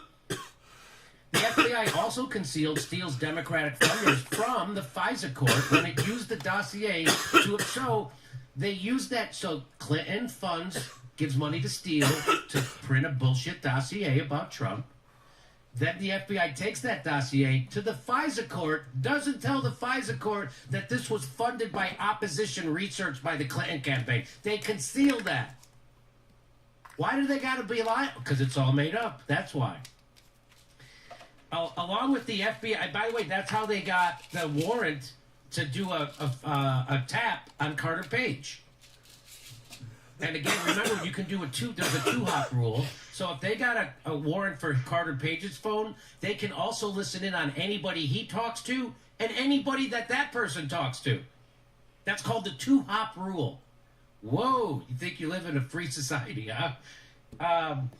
Along with the FBI lawyer who previously pled guilty for lying to the FISA court to spy on ex-Trump campaign official Carter Page, it's clear that much of the criminality of the Russiagate was not from anybody in Trump-Russia collusion, but by those who fabricated. So again, it wasn't Trump and his campaign that is the criminals in this story. The criminals are the Clinton campaign and the FBI. What do you mean the FBI? We'll get to that. The indictment of Hillary's lawyer in connection with propagating a fake Russiagate story that many corporate journalists spread sheds more bright light on the seedy underbelly of the DNC media access. And we just showed you all those journalists who are on the payroll working for the DNC. Attention! And that's why they were almost all ignoring it, hoping that it goes away. And that is how you control the narrative. You choose what you report on. You choose what you don't report on. And you flood the show with all of your shit, and then people never hear the other side, or people never hear the reality of what's going on, or people never hear what you don't want them to. What Hillary Clinton doesn't want you to hear. These fucking liberals with these shit libs with their fucking censorship and their narrative control. They're fucking Nazis, man. They're fucking Nazis. That's what the Nazis did. They did propaganda. And that's what these motherfuckers are doing. I wonder if Jimmy Dore is going to say propaganda on here, because that's what this is. When you control the narrative, you're producing propaganda. And that's what Hillary Clinton fucking did. With Bill Clinton backing her, and all of those cunts in mainstream media were their fucking army of misrepresentatives for the fucking facts. It should make you sick. This is a huge fucking story, guys. This is way bigger than, mainstream media, favors the goddamn liberals. This connects them and makes them complicit and makes them fraudulent and makes them rotten. No good, to be tossed out in the garbage and never listened to again. I guarantee you this. You want to do a good thing? Take Jimmy Dore's video that I've given you the link to. I'll go ahead and I'll tweet that out for all the people that are watching from Facebook. All right? You persist on watching from fucking Facebook. All right. There is the tweet of Jimmy Dore's video. You can go to Twitter now and you can retweet Jimmy's video. That cover. You don't even have to retweet my video or put me out there at all. You don't have to support me, even though I am covering the entire thing here concisely and in a really good way. And, if I were you, I would rather someone see this, me talking and really highlighting the things that Jimmy just glazes over really quickly during his show, than just share Jimmy's, But that's up to you. You know, we'll see who you really want to put out there, and you go right ahead. There's the opportunity for you to put this narrative out there. But if you want to do something really good, share Jimmy's video out there, tweet it out there, put it in groups on Facebook, talk about it on Facebook, put it on Twitter, put it on fucking, make a video on YouTube about it. Do whatever the fuck you can, right? To get more people to stop watching all of those shows so that their total number of views goes down. They lose their viewership, people stop advertising, and they fucking go out of business.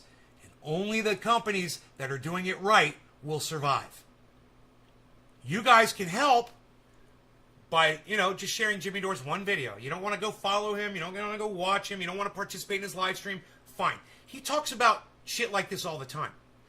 My audience doesn't find this interesting. But I'll tell you, that one fact that he's covering right there certainly is, and it should concern all of you. And if it does not, well, then you're just fucking, goddamn, what the fuck are you even doing here, man? What the fuck is your point, Do something. The indictment approved by the Biden Department of Justice. Activate, not man. Trump's Department of Justice. The Biden Department of Justice and his Attorney General explicitly states that the Trump Alpha Bank story is a sham. And yet most of the journalists who spread it, Natasha Bertrand, Franklin Foyer, Dexter Filkins, Chris Hayes, have barely acknowledged it, let alone grappled with it. This is the perfect microcosm of the Russiagate fraud that the country endured for 4 years. Hoaxes were repeatedly cooked up by private intelligence operatives working for the DNC or anti-Trump factions within the CIA and the FBI, and then fed to friendly reporters who laundered the falsehoods by publishing whatever they were given without the slightest concern for whether they were true.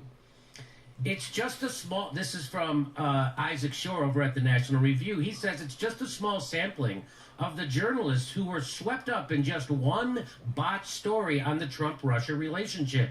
But it's nevertheless frightening how easily a campaign's political and very well-placed personnel interests set wheels in motion at the FBI and in most major American newsrooms. Wheels that stayed in motion for the better part of half a...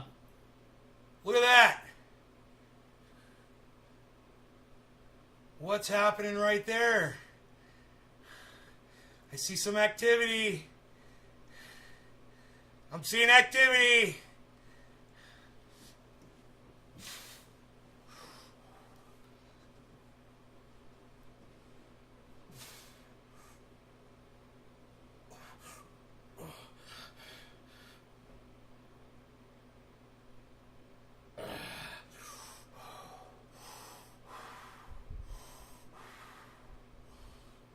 I'm gonna rip that fucking stomach, man.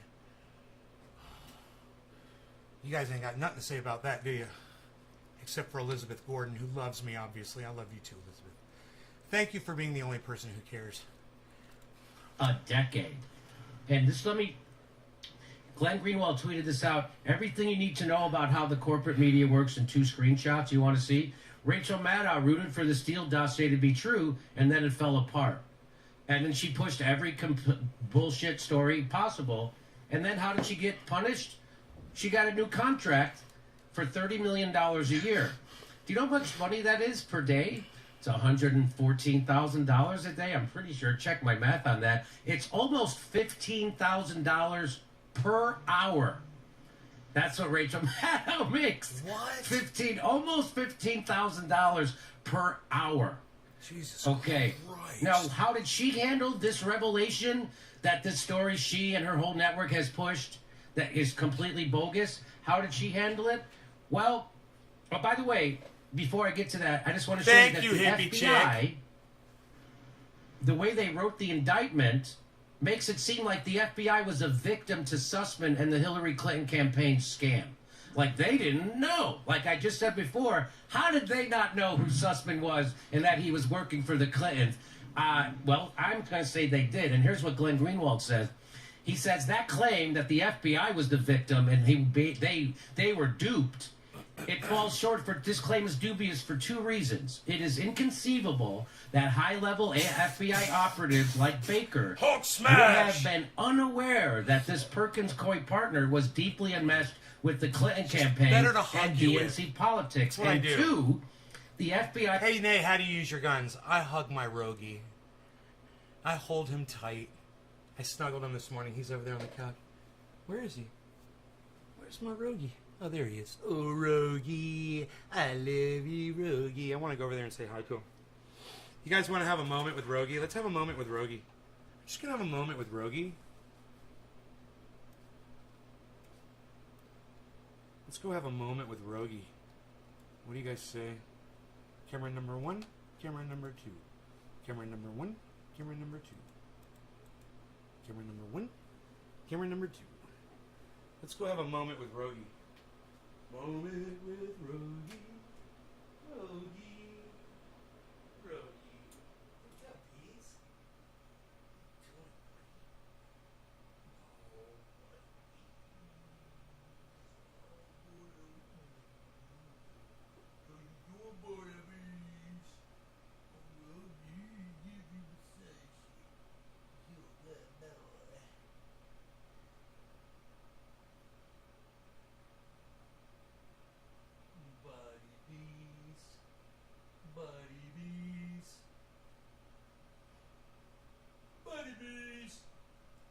Buddy bees.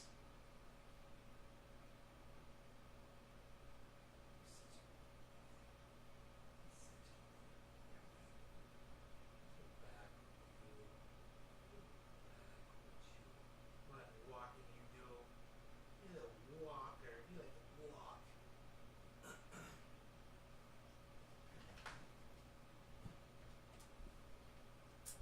That's my buddy bees. My buddy bees. I love my buddy bees. I loves my buddy bees. My bees are. My bees are. My bees are. I love my bees are. I love him. I concluded very quickly that there was nothing to the story, yet never said anything, allowing #resistance journalists How much more to of this? continue telling the public There's still that like this fraudulent story 8 was minutes of true. this left, something like Indeed, that, 7 Sussman's minutes own left. Twitter account reveals an obviously close relationship with that FBI I wonder if he's gonna official, call this James propaganda. Baker, throughout the summer. That's what of I want to hear. I'm going to 2016. speed it up. But the FBI, still under the command of former director James Comey, chose to say nothing about its findings, which debunked the Trump Alpha Bank fraud. So they had already debunked it, yet the FBI kept it to themselves. got And like then they 5 pretended minutes like they now. were the dupes of this scam, when of course they knew exactly who Sussman was. So Glenn goes on to say, this in turn allowed the same army of liberal employees of media corporations that perpetrated most of the Russiagate frauds to continue to deceive the public into believing that it was true, long after it was clear that it was Army fiction. of liberal And so employees. that's the FBI's complicity in this. Wanna go And outside, now watch Beagle? how Rachel Maddow, who just got a $30 million contract for reporting stuff like this with a straight face, how did she cover this story now that it's been confirmed it's a garbage story? Did she cover it as a garbage story? This is how she covered it. On Thursday, Maddow called one of the countless resistance prosecutors in the MSNBC stable, Bart McQuaid, to impugn the charges against Hillary. So they're trying to discredit this indictment. That's how MSNBC and Rachel Maddow is reporting this. They're trying to discredit the indictment, which discredits the story. So the duo implied that the case was brought only to beat the expiring statute of limitations, insisted that the indictment should not have been brought because the lie was not material to the FBI's investigation. So it's okay to lie to the FBI as long as you don't think it's material. And it implied that it is merely an attempt to appease angry Trump supporters demanding indictments from Durham. It was left unexplained why Merrick Garland would go along with such. So there's Rachel Maddow saying that, they're just doing this to appease Trump voters, and it's a garbage thing anyway. Well, Merrick Garland why would he go along with this? That's a Biden appointee. Why would he go along with it? They never talked about that. It never brought it up. And so here's my last slide. We'll go back to Aaron. We have yet again convincing evidence of the axis of power. The DNC, their corporate media allies, and the security state services that again and again conspired with one another to disseminate false Russiagate stories to the public. That's how it works. DNC establishment figures, the corporate media elites, and CIA and FBI and the NSA. So let me bring back in. Were you surprised? And first of all, Rachel Maddow again getting $15,000 an hour to lie to you, do a worse job than I am in my garage. What would you like to comment on the rest of that story? Go ahead. to me, it's a good illustration how the news media is faker than Hollywood. Like in Hollywood, the highest paid actors, they have to have some talent, right? Like they have some ability at what they do. Whereas in news media, the worst journalists possible, the people who like push frauds and lie to their audience constantly, get paid $30 million a year. I mean, that was Rachel Maddow. That was a consequence of Rachel Maddow pushing the dumbest conspiracy theory of all time for 4 years. She got $30 million because it was good for MSNBC's ratings, and the rest of the hosts aren't really attracting anybody. So that's the talent that they had to go with. But it's like it's it just speaks to what a joke our media has become. And on that point, you see this indictment after 4 years, where any single possible development in Russiagate, like a hearing or an indictment, whatever. There was like 10 minutes left. My bad. It was like, my bad, guys. There's a lot more time left. Now we get an indictment for someone involved in pushing a scam to in the service of the Trump-Russia conspiracy theory, and like we're covering it, but otherwise it's been mostly ignored. And people like Maddow and the New York Times have been doing their best to downplay it. The like Maddow did, her story came out. Her segment came out the night before the indictment. So she wasn't covering the indictment. She was covering a leak from the Sussman camp about the indictment and totally spun it in the service of their narrative that this was just some trivial charge. So she didn't actually cover the details of the indictment that came out the next day, which showed that the Trump Alpha Bank story, which she had pushed and praised Dexter Filkins for, talking about how blessed we are as a country, how that was a result of a conspiracy, a fabrication. So she has not yet reported that on her show, and neither I think is anybody else at MSNBC, because, again, they're not there to report the news. They're there to push a narrative in the service of their partisan affiliation, which is the Democratic Party. And look, taking the big picture here, when you look at every single plank of Russiagate, all of it directly comes from the Clinton campaign, all of it. So the first thing is collusion, right? Where does that come from? That started with the Steele dossier, paid for by the Clinton campaign. Then there's this theory, and part of that too involves fabricating this Trump-Russia bank story, which again was paid for by the Clinton campaign, overseen by their lawyer. He built the Clinton campaign for it. Okay, so that's collusion. It comes from the Clinton campaign. Then you have this thing about social media, Russian social media bots, and this theory that swung the election for Trump, and then these Russian trolls waged this sophisticated brainwashing American operation that duped millions of Americans into not voting for Hillary Clinton. That also comes from the Clinton campaign. The Washington Post revealed this, that Facebook, when they initially looked at all these Russian social media ads, they concluded that this was just basically a commercial operation, people putting out, these memes and ads to try to get traffic, to try to target certain audiences like evangelicals and African Americans, build a following which they could then leverage to sell ads to vendors. Okay, that's what Facebook initially concluded. But then veterans of the Obama and Clinton campaigns, they looked at this and they came up with theories that really this was part of an operation to swing the election. And Mark Warner, the head of the Intelligence Committee in the Senate, he personally flew out to Facebook's headquarters and shared with them this new theory. And not long after that, at a time when Facebook was facing heavy scrutiny from Congress and wanted to play ball, then Facebook came out with this new theory that really this was the Russian government trying to interfere in our election. And Facebook apologized, and that was supposed to be this big scandal. And then we had... I've got it sped up because I'm in a hurry to get through this. The foundational claim, the thing that started it all, this allegation that Russia hacked the DNC, stole emails and gave them to WikiLeaks as part of this operation to install Trump. Well, where does that come from? Who generated that? That comes from a private company called CrowdStrike, who was hired by none other than Michael Sussman, the same guy who's now been indicted by John Durham for taking part in, for lying to the FBI about a fabricated scheme that he was pushing to tie Trump to Russia. So it raises new questions about, just how far does this scam go? And all of us have been told for 4 years that if we question this allegation that Russia hacked the DNC, that we're... Elon Musk's wife is leaving him.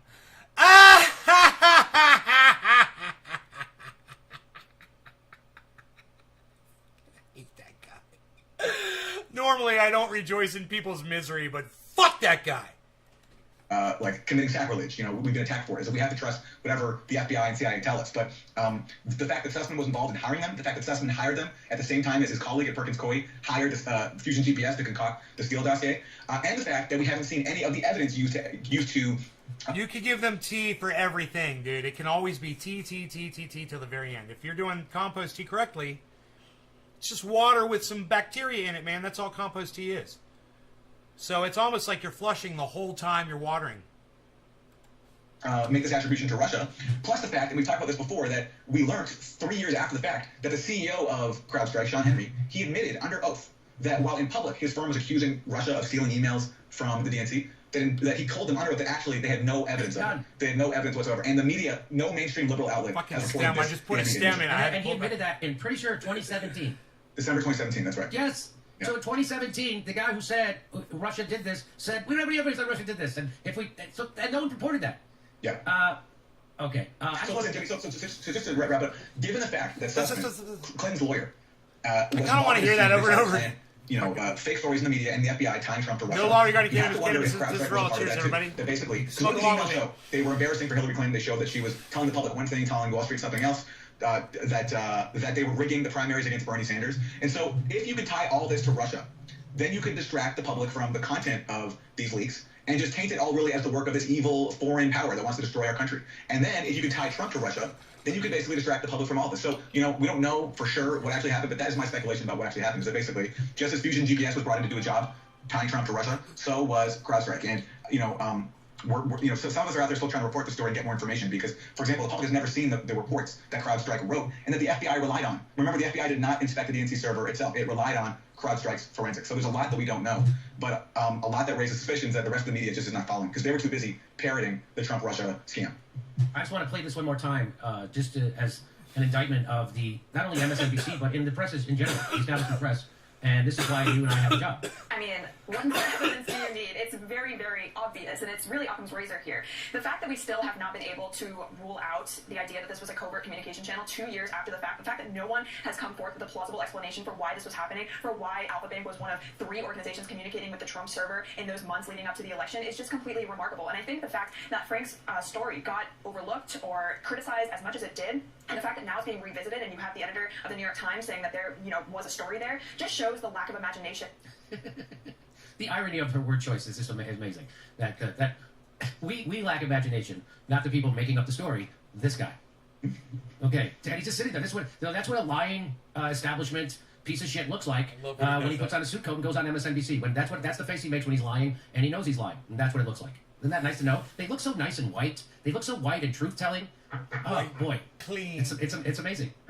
White and clean. Everybody, we're doing stand-up shows everywhere. We're going to Florida, Baltimore, Buffalo, Portland, Raleigh, North Carolina, and we're doing a live Jimmy Dore show in Sacramento, October 3rd. Go to jimmydore.comedy.com for a link for all our tickets.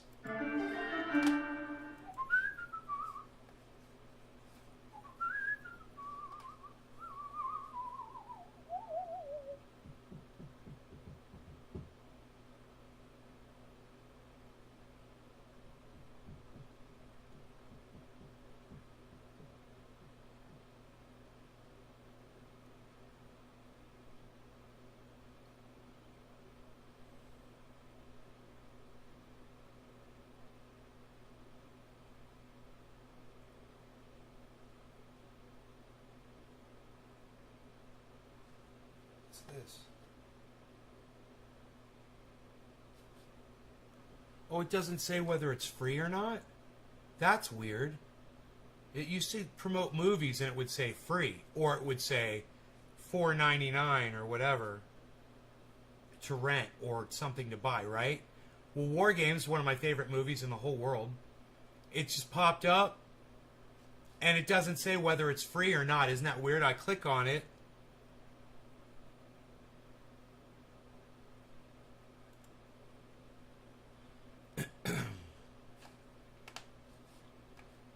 And I guess it's fucking free. It's playing the goddamn movie. Holy shit. You can watch War Games for free on YouTube, guys. It's one of my favorite fucking movies. If you've never seen it, there's a link to it. If you're not watching on stupid fucking Facebook, you will get that link to the YouTube video.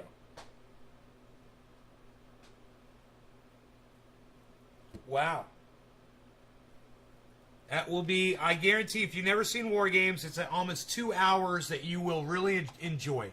It's a fun little adventure. I would love to watch it with you. You would think that because it's on YouTube, that I'd be able to watch it on a live stream on YouTube with you, right? Why not make that a thing, YouTube? Why not make that a thing? Okay, I'm just giving them more attention. More people are seeing it. You're offering it for free anyway. With ads? Dude, I don't get ads, bro. I use ad blocker ad blocker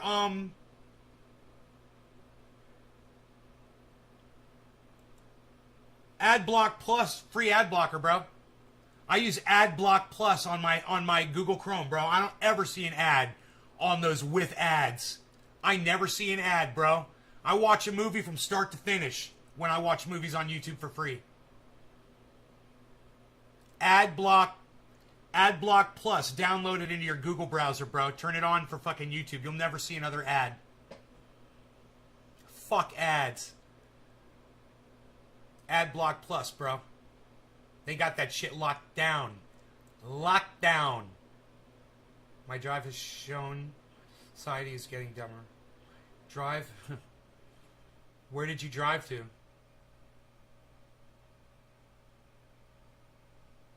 Let's play thermonuclear war. How about a nice game of chess? No. How about a game of thermonuclear war?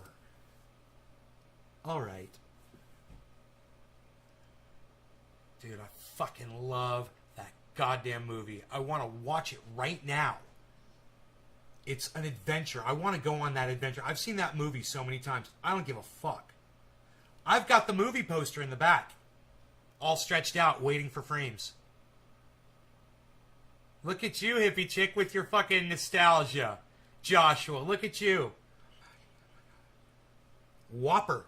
Ad block plus. Okay, bro, I got you. Google Chrome on a computer. Yeah, or you could use ad blocker app on your phone if you're watching from your smartphone. That's free. I love that app. It's called Free Ad Block and ... So, you know, because it's so stupid, it doesn't say the name. App info. Okay. Free ad blocker browser for your Samsung Galaxy. So if you're watching on a phone, you can download free ad blocker browser, or if you're watching on a computer on Chrome, download AdBlock Plus extension for your Google Chrome. Yeah, just add the extension, flip it on, go into your extensions, turn it on. There's a little on thing. Turn it on. It'll probably... You know what? I think I'm going to fucking watch Venom. I might even buy it. I want to see that fucking movie, Venom. And I might even buy fucking Nobody, even though they're asking so much money for it. It's so funny. They're asking $20 for fucking Nobody to buy it. You know, when I get a good movie, I want to purchase it. But Jesus fucking Christ, man.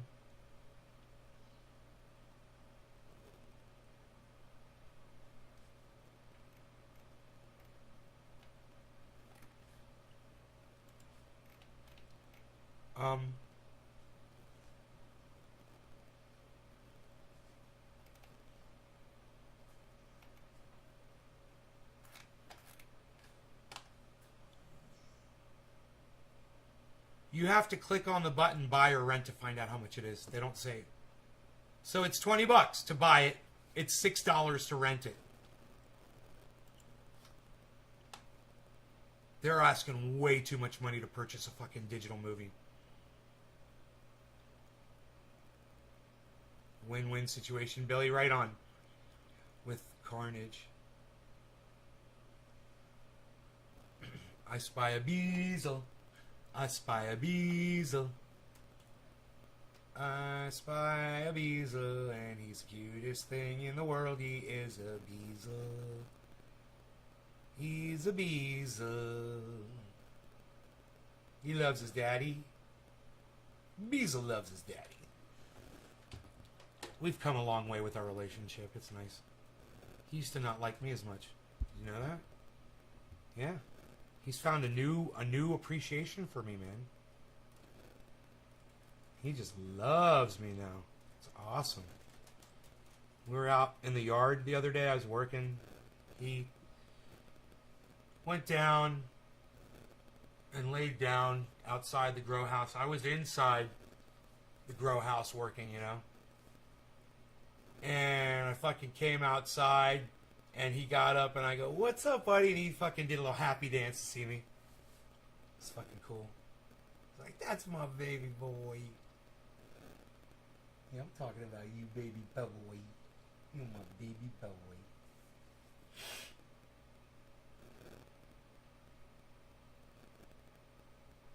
Enoch spies a beezel.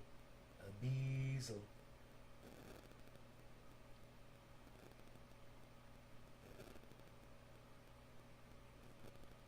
Are we doing something here? I'm gonna play you some songs on my guitar after I do another bong rip. Electric guitar. Okay, if that's what you all want, fine. I will play my electric guitar. That should be interesting. Do you like the way I pretended that you guys were actually interacting with me there for a second? Isn't that fun? I think I'm going to do that all the time. I'm just going to pretend that my audience is interacting with me.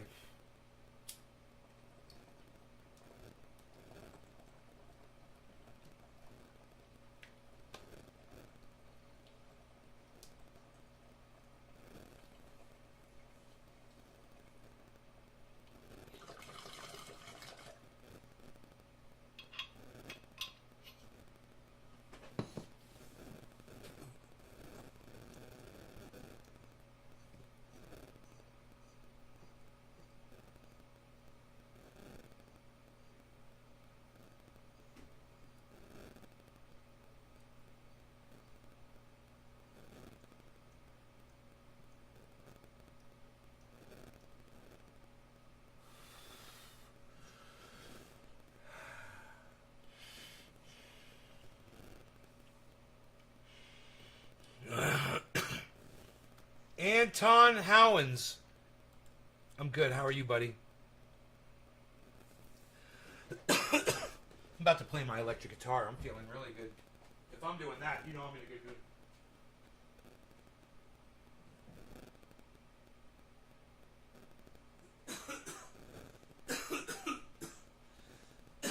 I'm going to rock this town. Rock it inside out.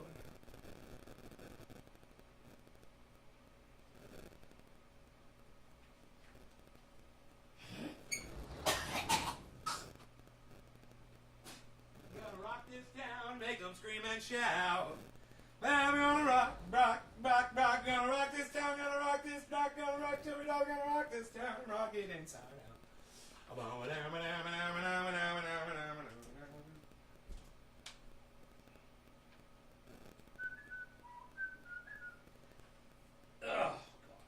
I promise not to play that song. How's that for starters?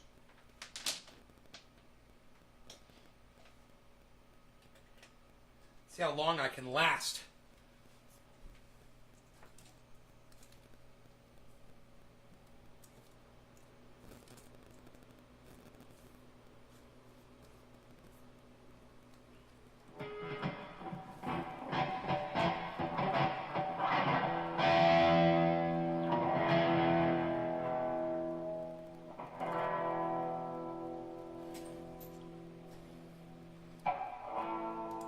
I used to have opening songs, you know? I used to have a song that I would open. I'd get up on stage, and I'd do my opener. And my opener was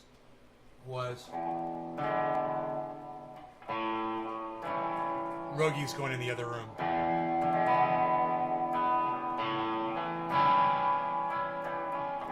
Something's happening here.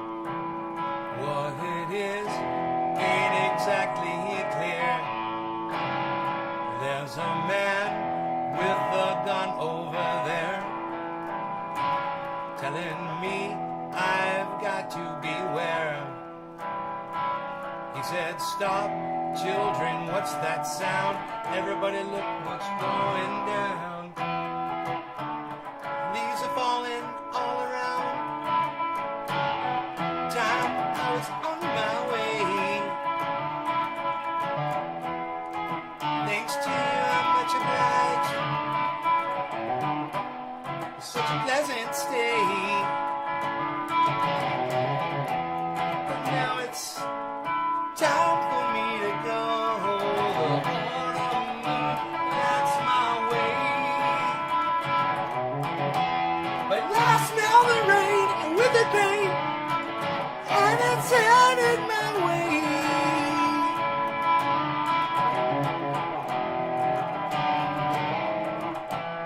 Sometimes I go so tired. You know I got one thing I gotta do. I'm running home. Last time is now. Sing my song. Going around the world, I gotta find my girl on my way. Been this way 10 years, so I gotta find my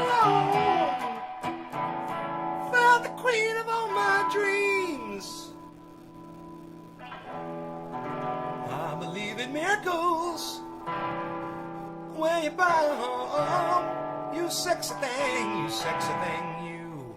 I believe in miracles.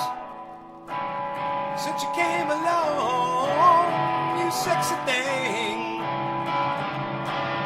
Where did you come from, angel? How did you know I needed you? How did you know I needed you so badly? How did you know to take your love gladly? Yesterday, I was one of the lonely people.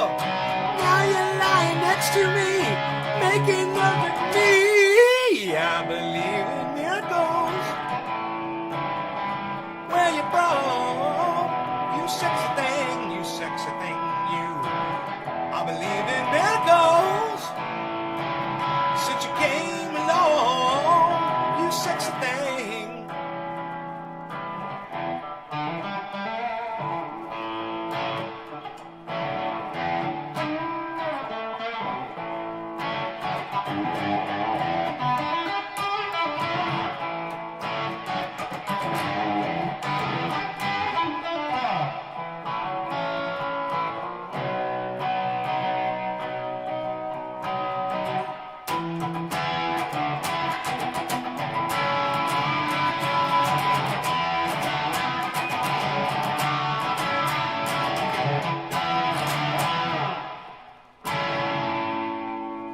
Let's see what Rogi's up to here. Rogi's like trying to figure out if he wants to come in here and chill or not.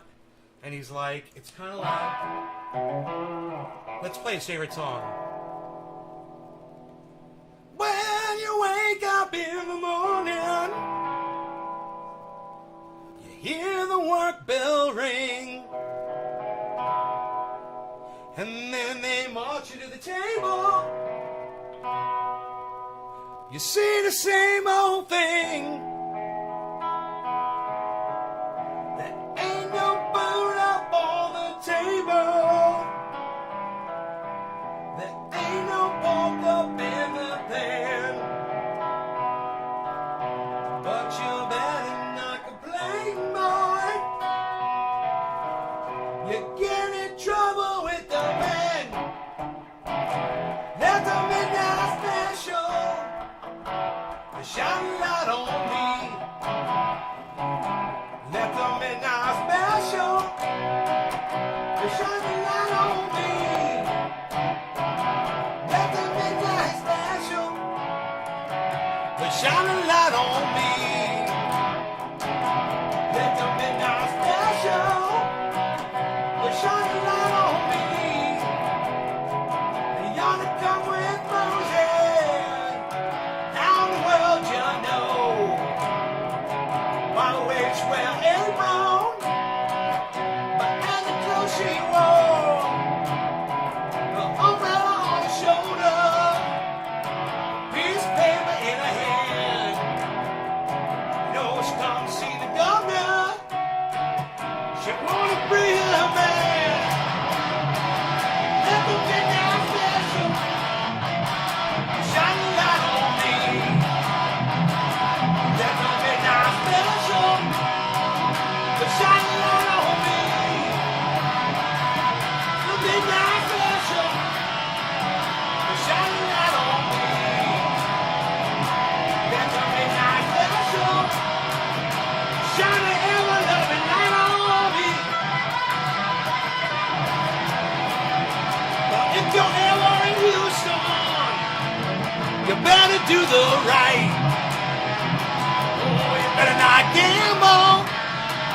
Boy, you better not fight at all. The girls will grab you, and the boys bring you down. Next thing that you know, boy, you're prison bound. Let the midnight special shine a light on me. Let the midnight special shine a light on me. Let the midnight special shine a light on me.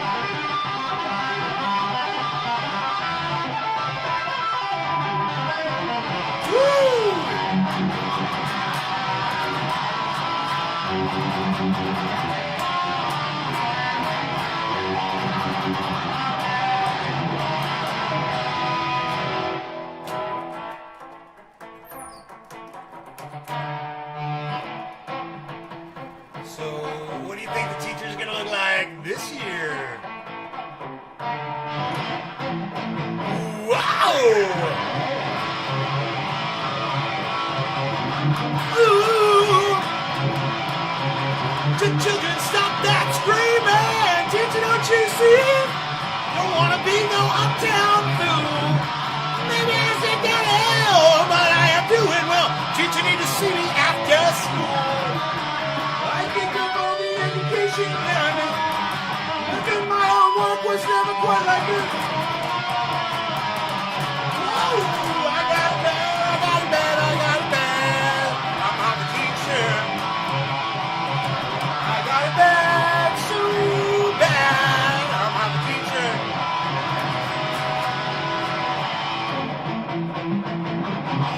I brought my pencil. Give me something to write on, man!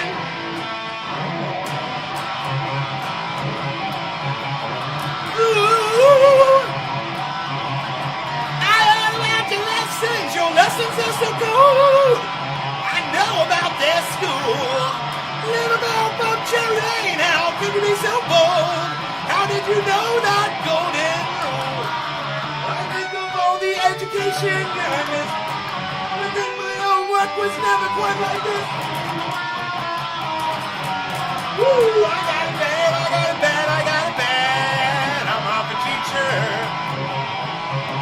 I got it bad, so bad. I'm off the teacher. Woo!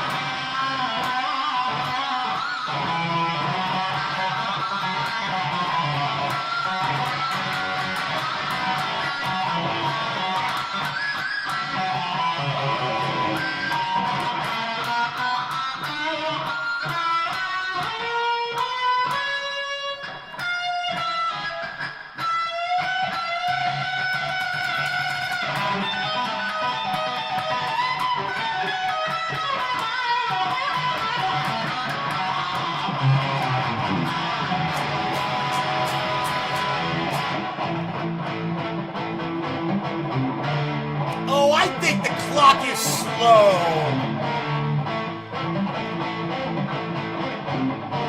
Class dismissed! Woo! Woo! I got it bad, I got it bad, I got it bad. I'm half the teacher. I got it bad, so bad. I'm half the teacher. Oh, you're so hot! Oh, you're so hot! Oh, you're so hot! Oh my God!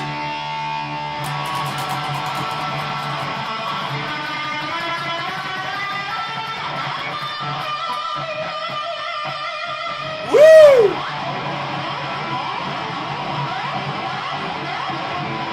I love that little link right there.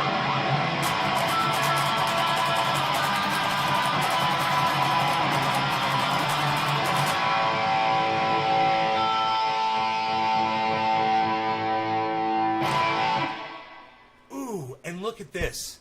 You want to see the greatest compliment of all time, guys?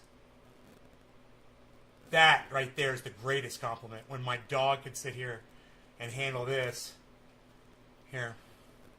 He's the best, man. You're the best, Rogie. He's like, I like you, man. You're a good man. You're a good man, man. You're a good man, man. Yeah, let's put him right there. That's where he needs to be. Psst, unreal. I don't feel tardy. Unreal. I don't feel tardy. I don't feel tardy. What's fun to jam? I should tune this thing, huh?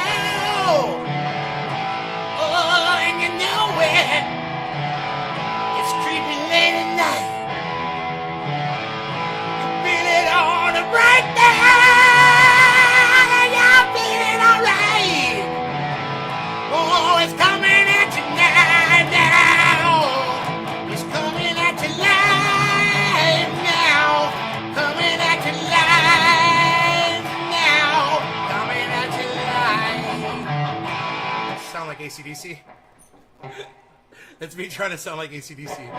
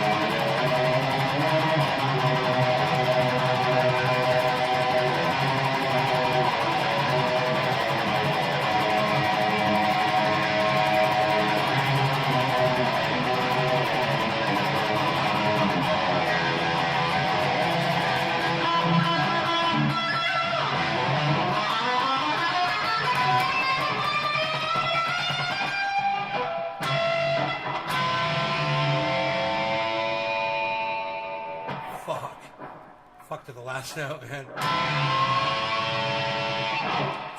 Not in tune, totally.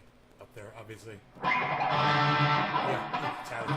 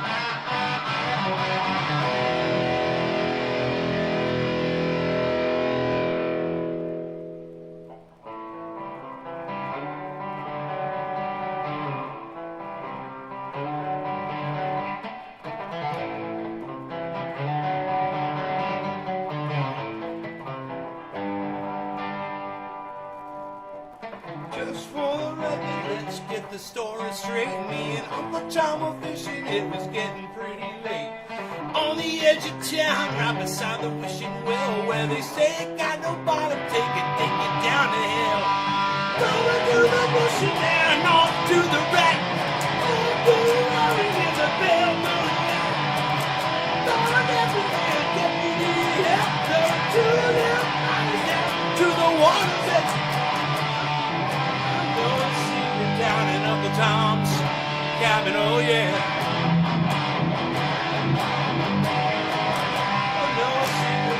Just stand there.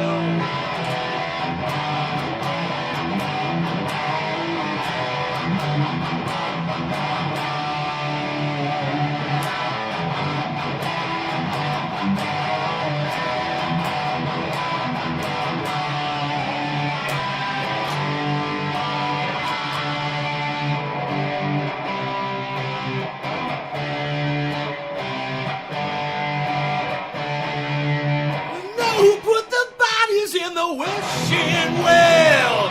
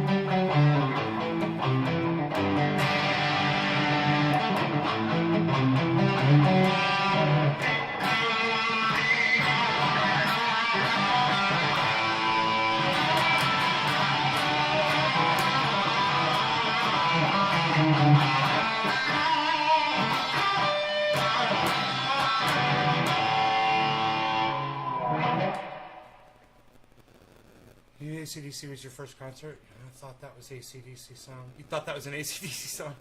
I was trying to sound like AC/DC.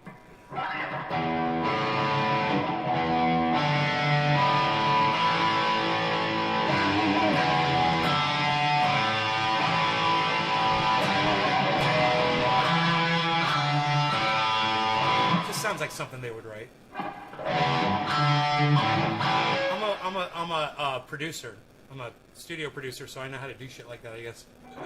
Sound like certain fucking bands.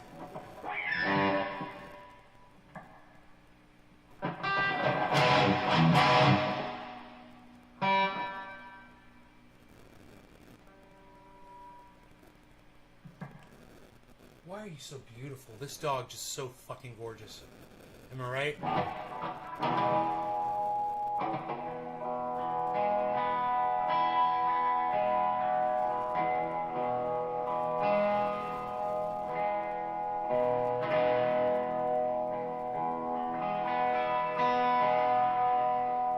Sounds like it's in perfect tune, you know? It sounds like if there's any problems here, it's me. It's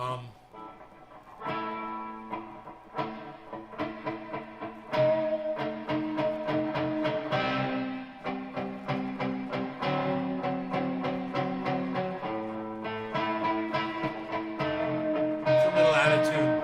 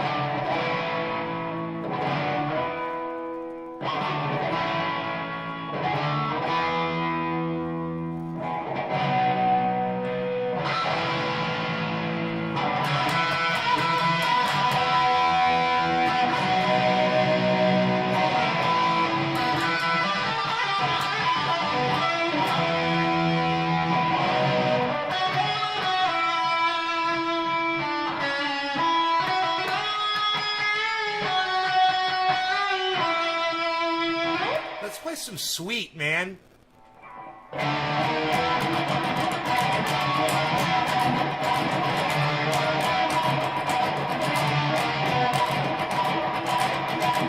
See? Andy? Okay. Mitch? Yeah, man. Well, all right, fellas. Let's go!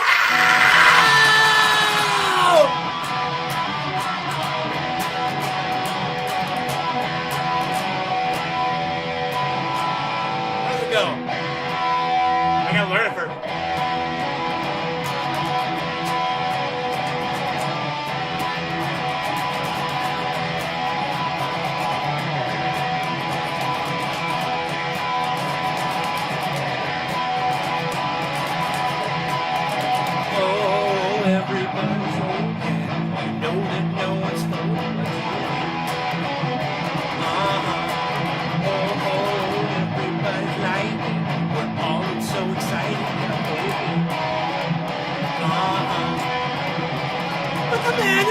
Said everyone attack and turn with a wink of the sun. And the girl in the corner, which no one ignored, she thinks she's the passionate one. Oh, yeah, it was electric. It was just everybody was moving. And they all started grooving. Yeah, yeah, yeah, yeah. And the girl in the corner said, oh, I want to boogie in a turn to a ball. Ballroom blitz, ballroom blitz, ballroom blitz.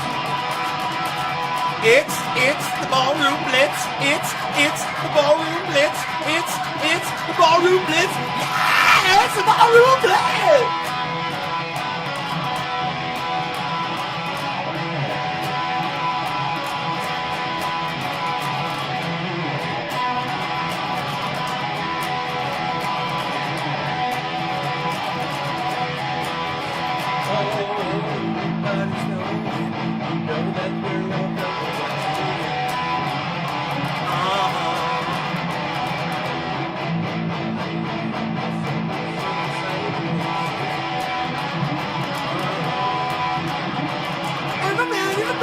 Everyone attacking!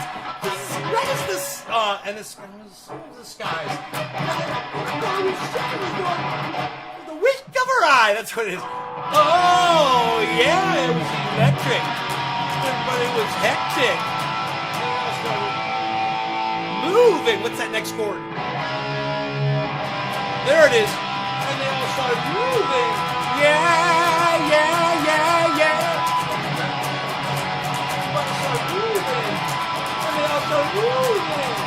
They all started grooving. Yeah, yeah, yeah, yeah, yeah. And everyone turned to a ballroom blitz.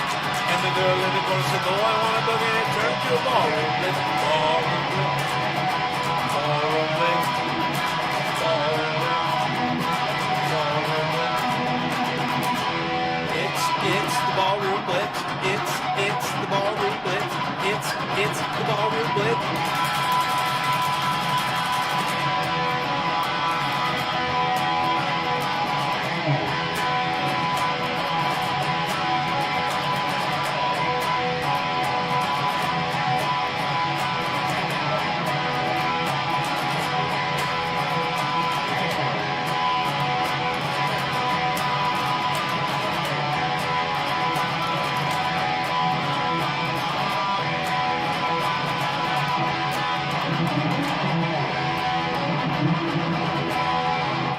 I don't know why that doesn't hurt my hand to play anymore. That I couldn't play that before, and now I can.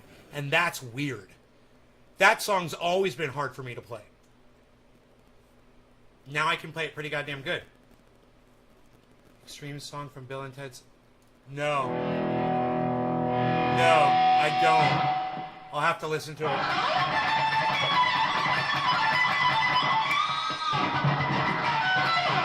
Super sweet, challenging, what do they used to call it?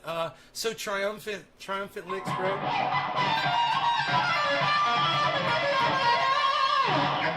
Ooh, what would they say? That was so triumphant.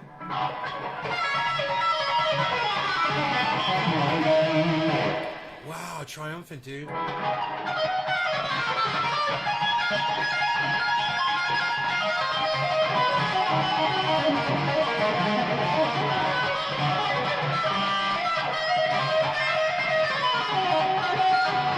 Basically, any kind of finger tapping, and they call it triumphant.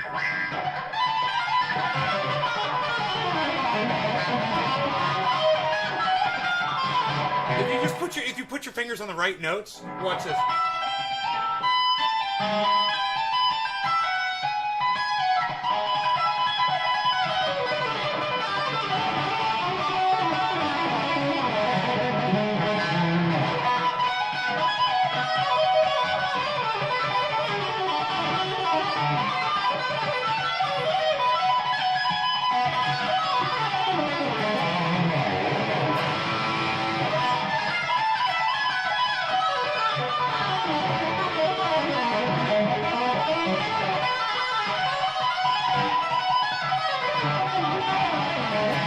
Sounds like fucking Galaga. Sounds like you're playing a game of Galaga. Little fuckers are coming after you. Pew, pew, pew, pew, pew, pew, pew. Ah, pew, pew, pew, pew. If you knew that song, it would be most triumphant. Oh, most triumphant.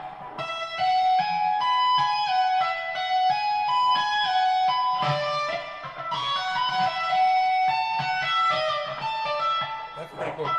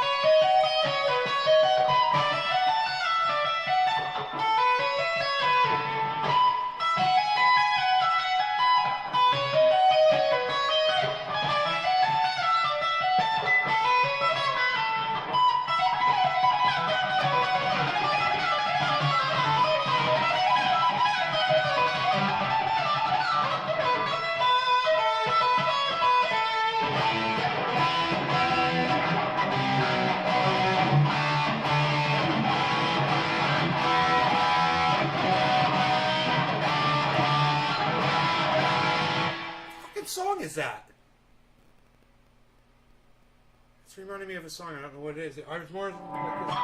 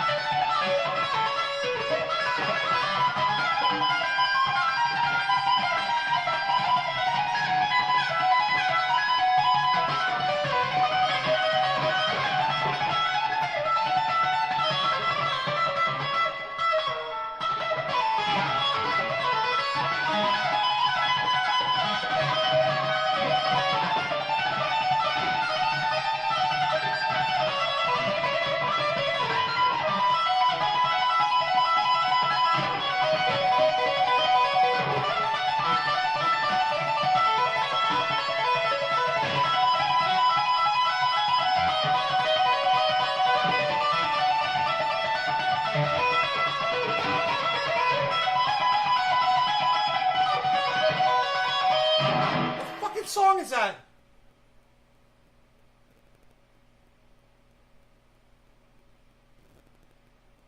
It's coming to me.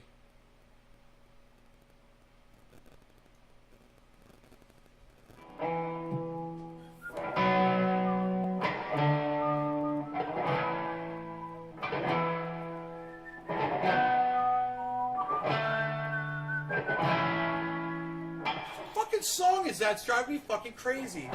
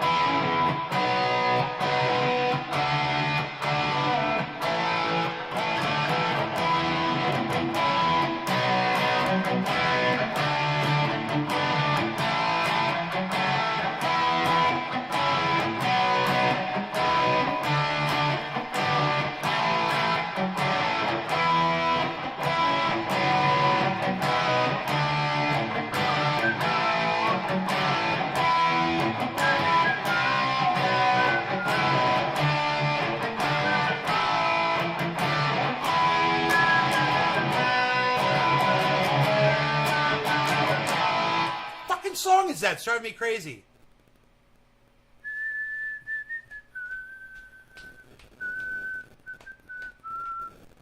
I know it's right on the top of my. It's right on the tip of my tongue. Not feeling that way.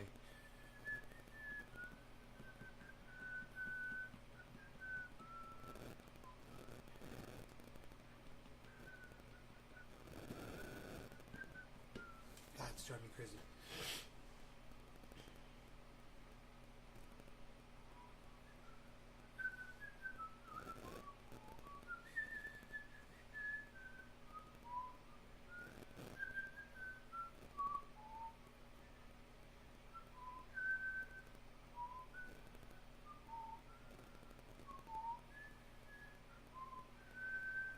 It's coming to me. It's coming to me.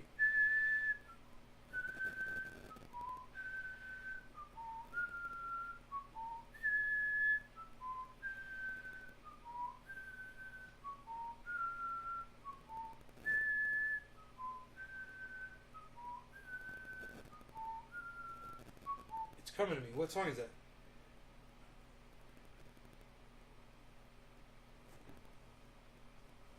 I don't know, man. I don't know what song that is. But I know what the chords are.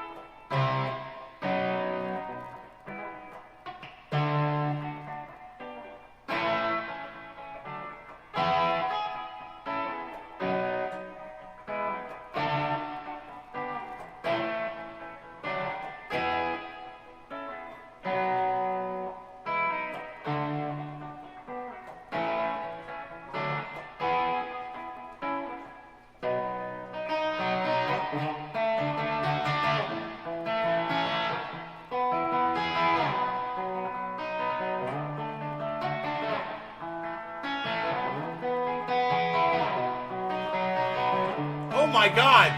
It's one of my songs.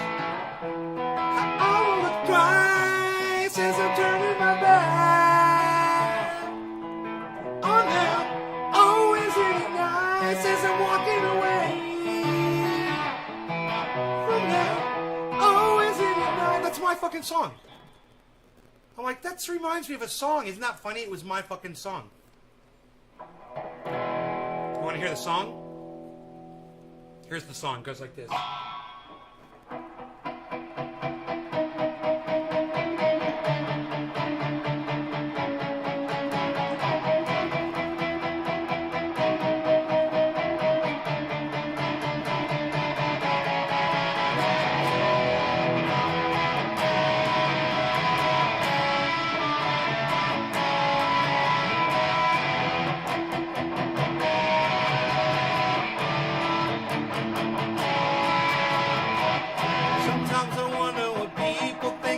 Their heads.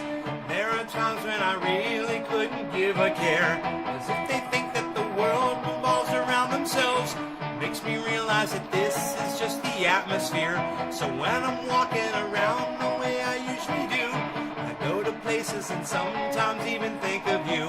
But then I break down the way I hate to do, and realize faces as strange as always makes me blue. I won't think twice as I'm turning my back on them.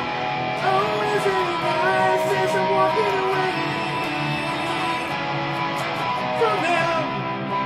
I'm haunted by the thoughts in my head. This image would be better instead. And I swear now, and I swear now, and I swear now, it's just me and you. And I swear now, and I swear now, and I swear I would not be better off dead. So now I've learned that the world can be an ugly place.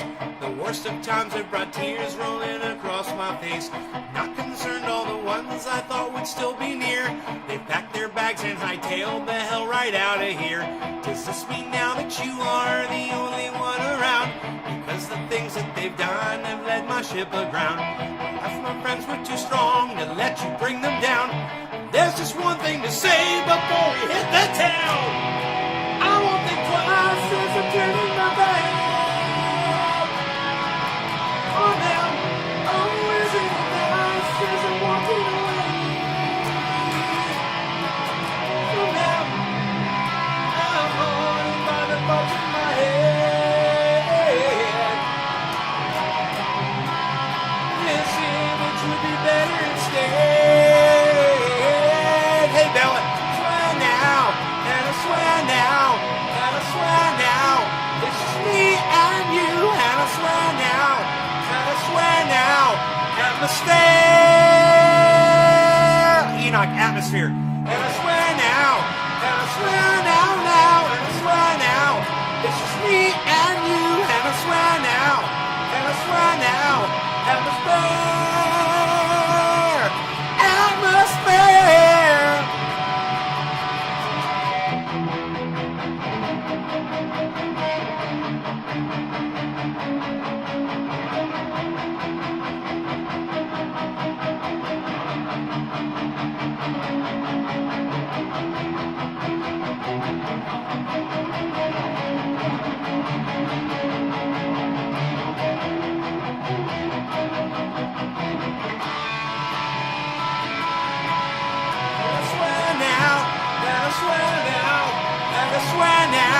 It's just me and you. And I swear now, and I swear now, atmosphere. And I swear now, and I swear now, and I swear now, it's just me and you. And I swear now, and I swear now, atmosphere, atmosphere.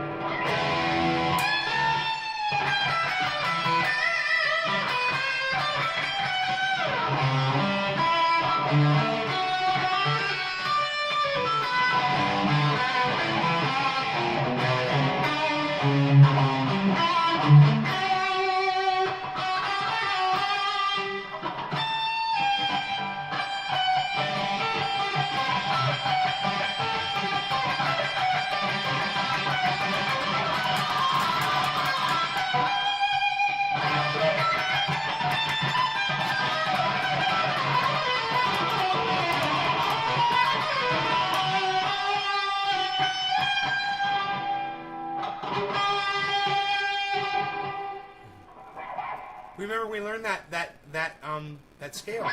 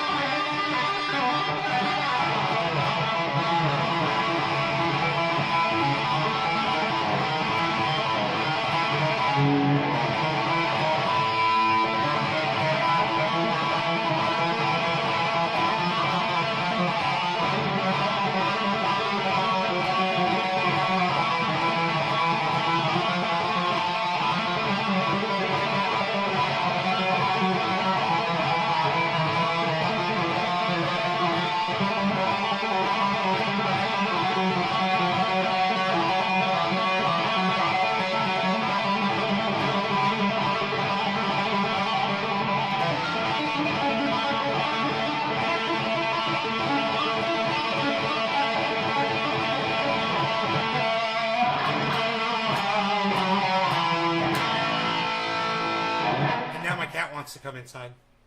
Margie goes, you rock, Margie, you rock for listening to me. I'm just glad somebody's listening. It's fun to have people listen, whether I'm speaking or playing guitar. Good morning, Harles. What's up, buddy boy? Buddy boy, buddy boy, buddy boy, buddy boy, buddy boy, buddy boy, buddy boy, buddy boy, buddy boy, buddy boy, buddy boy, buddy boy.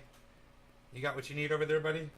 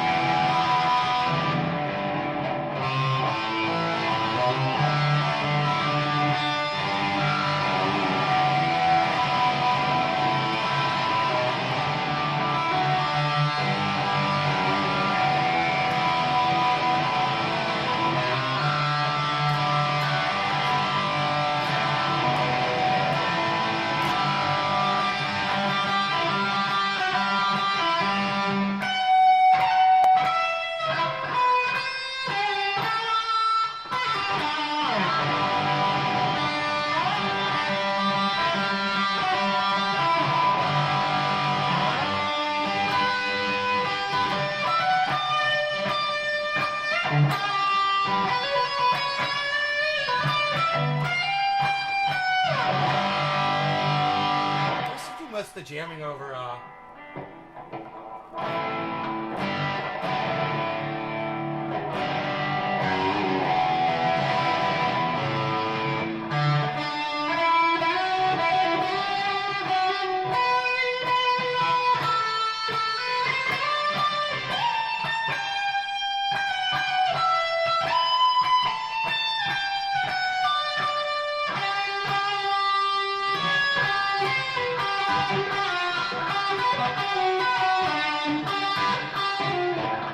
It's so hard to be fucking musical.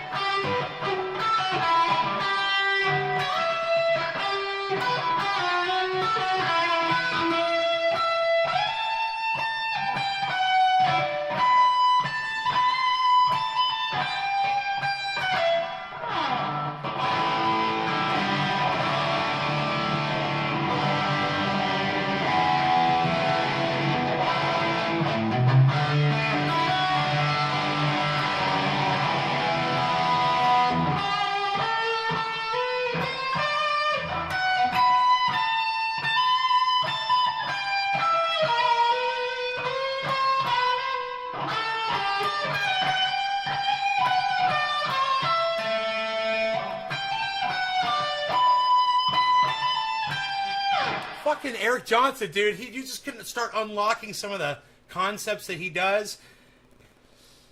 It's all fucking mostly arpeggio stuff. And it just leads you all over the neck. And he's in that G major scale.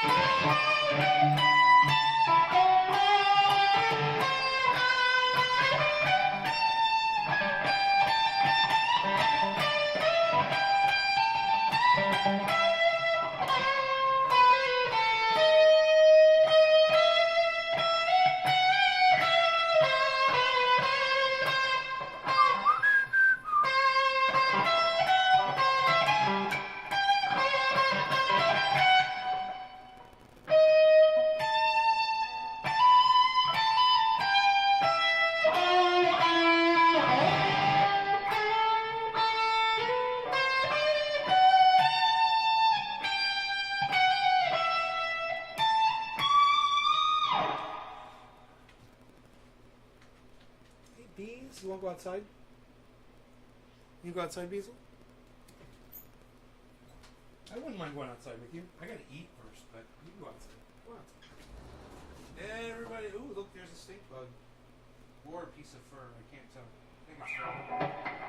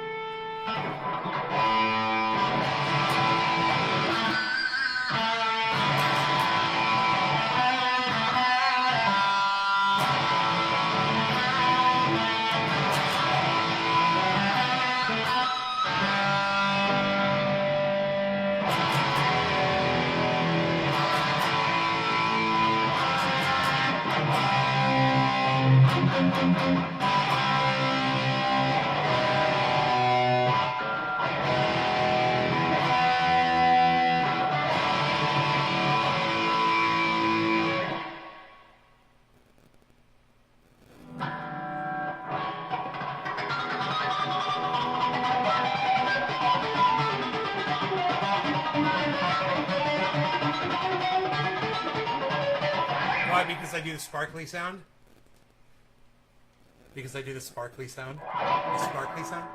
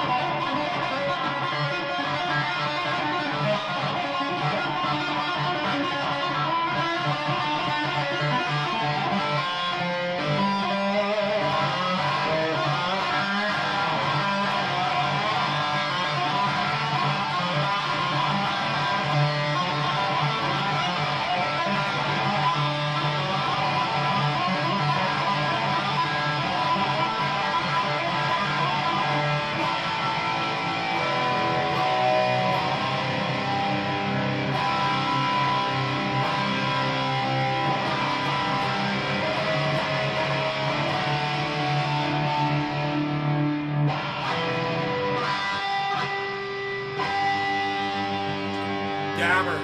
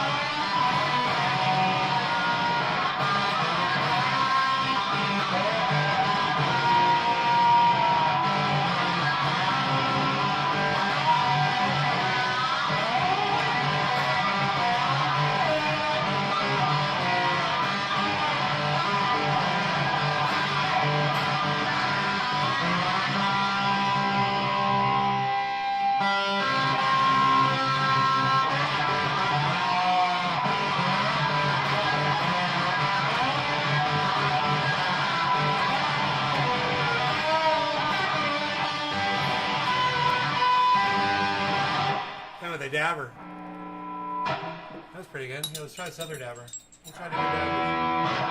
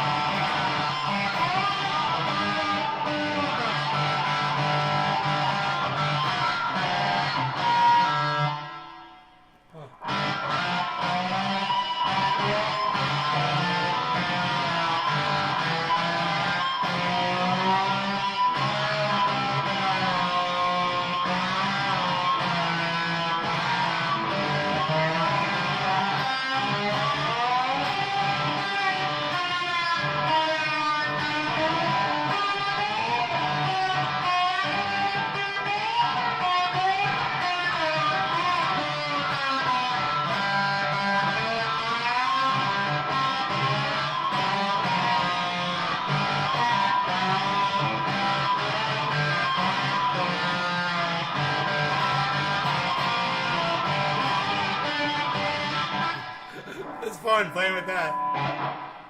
Yeah, let's try a knife.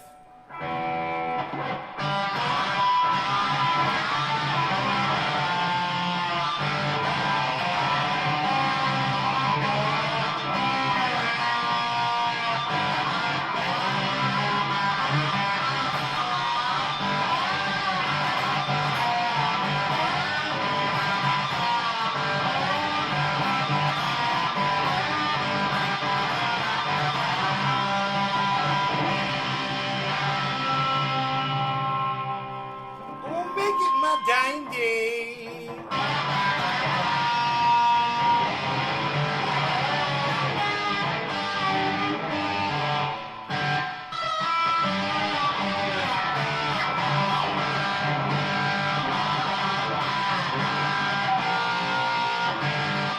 It's kind of fun.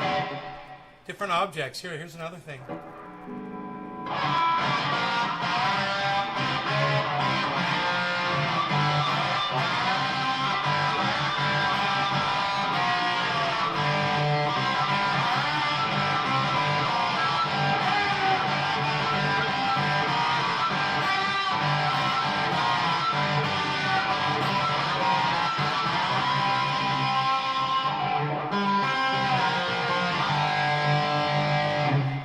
That's kind of cool. All right, you guys, take care. I love y'all. I'll see you this afternoon sometime. All right, 4:20ish. I see a 4:20 show coming this afternoon. Love you guys. Take care. Bye, guys. Bye, everybody. Hope you had fun.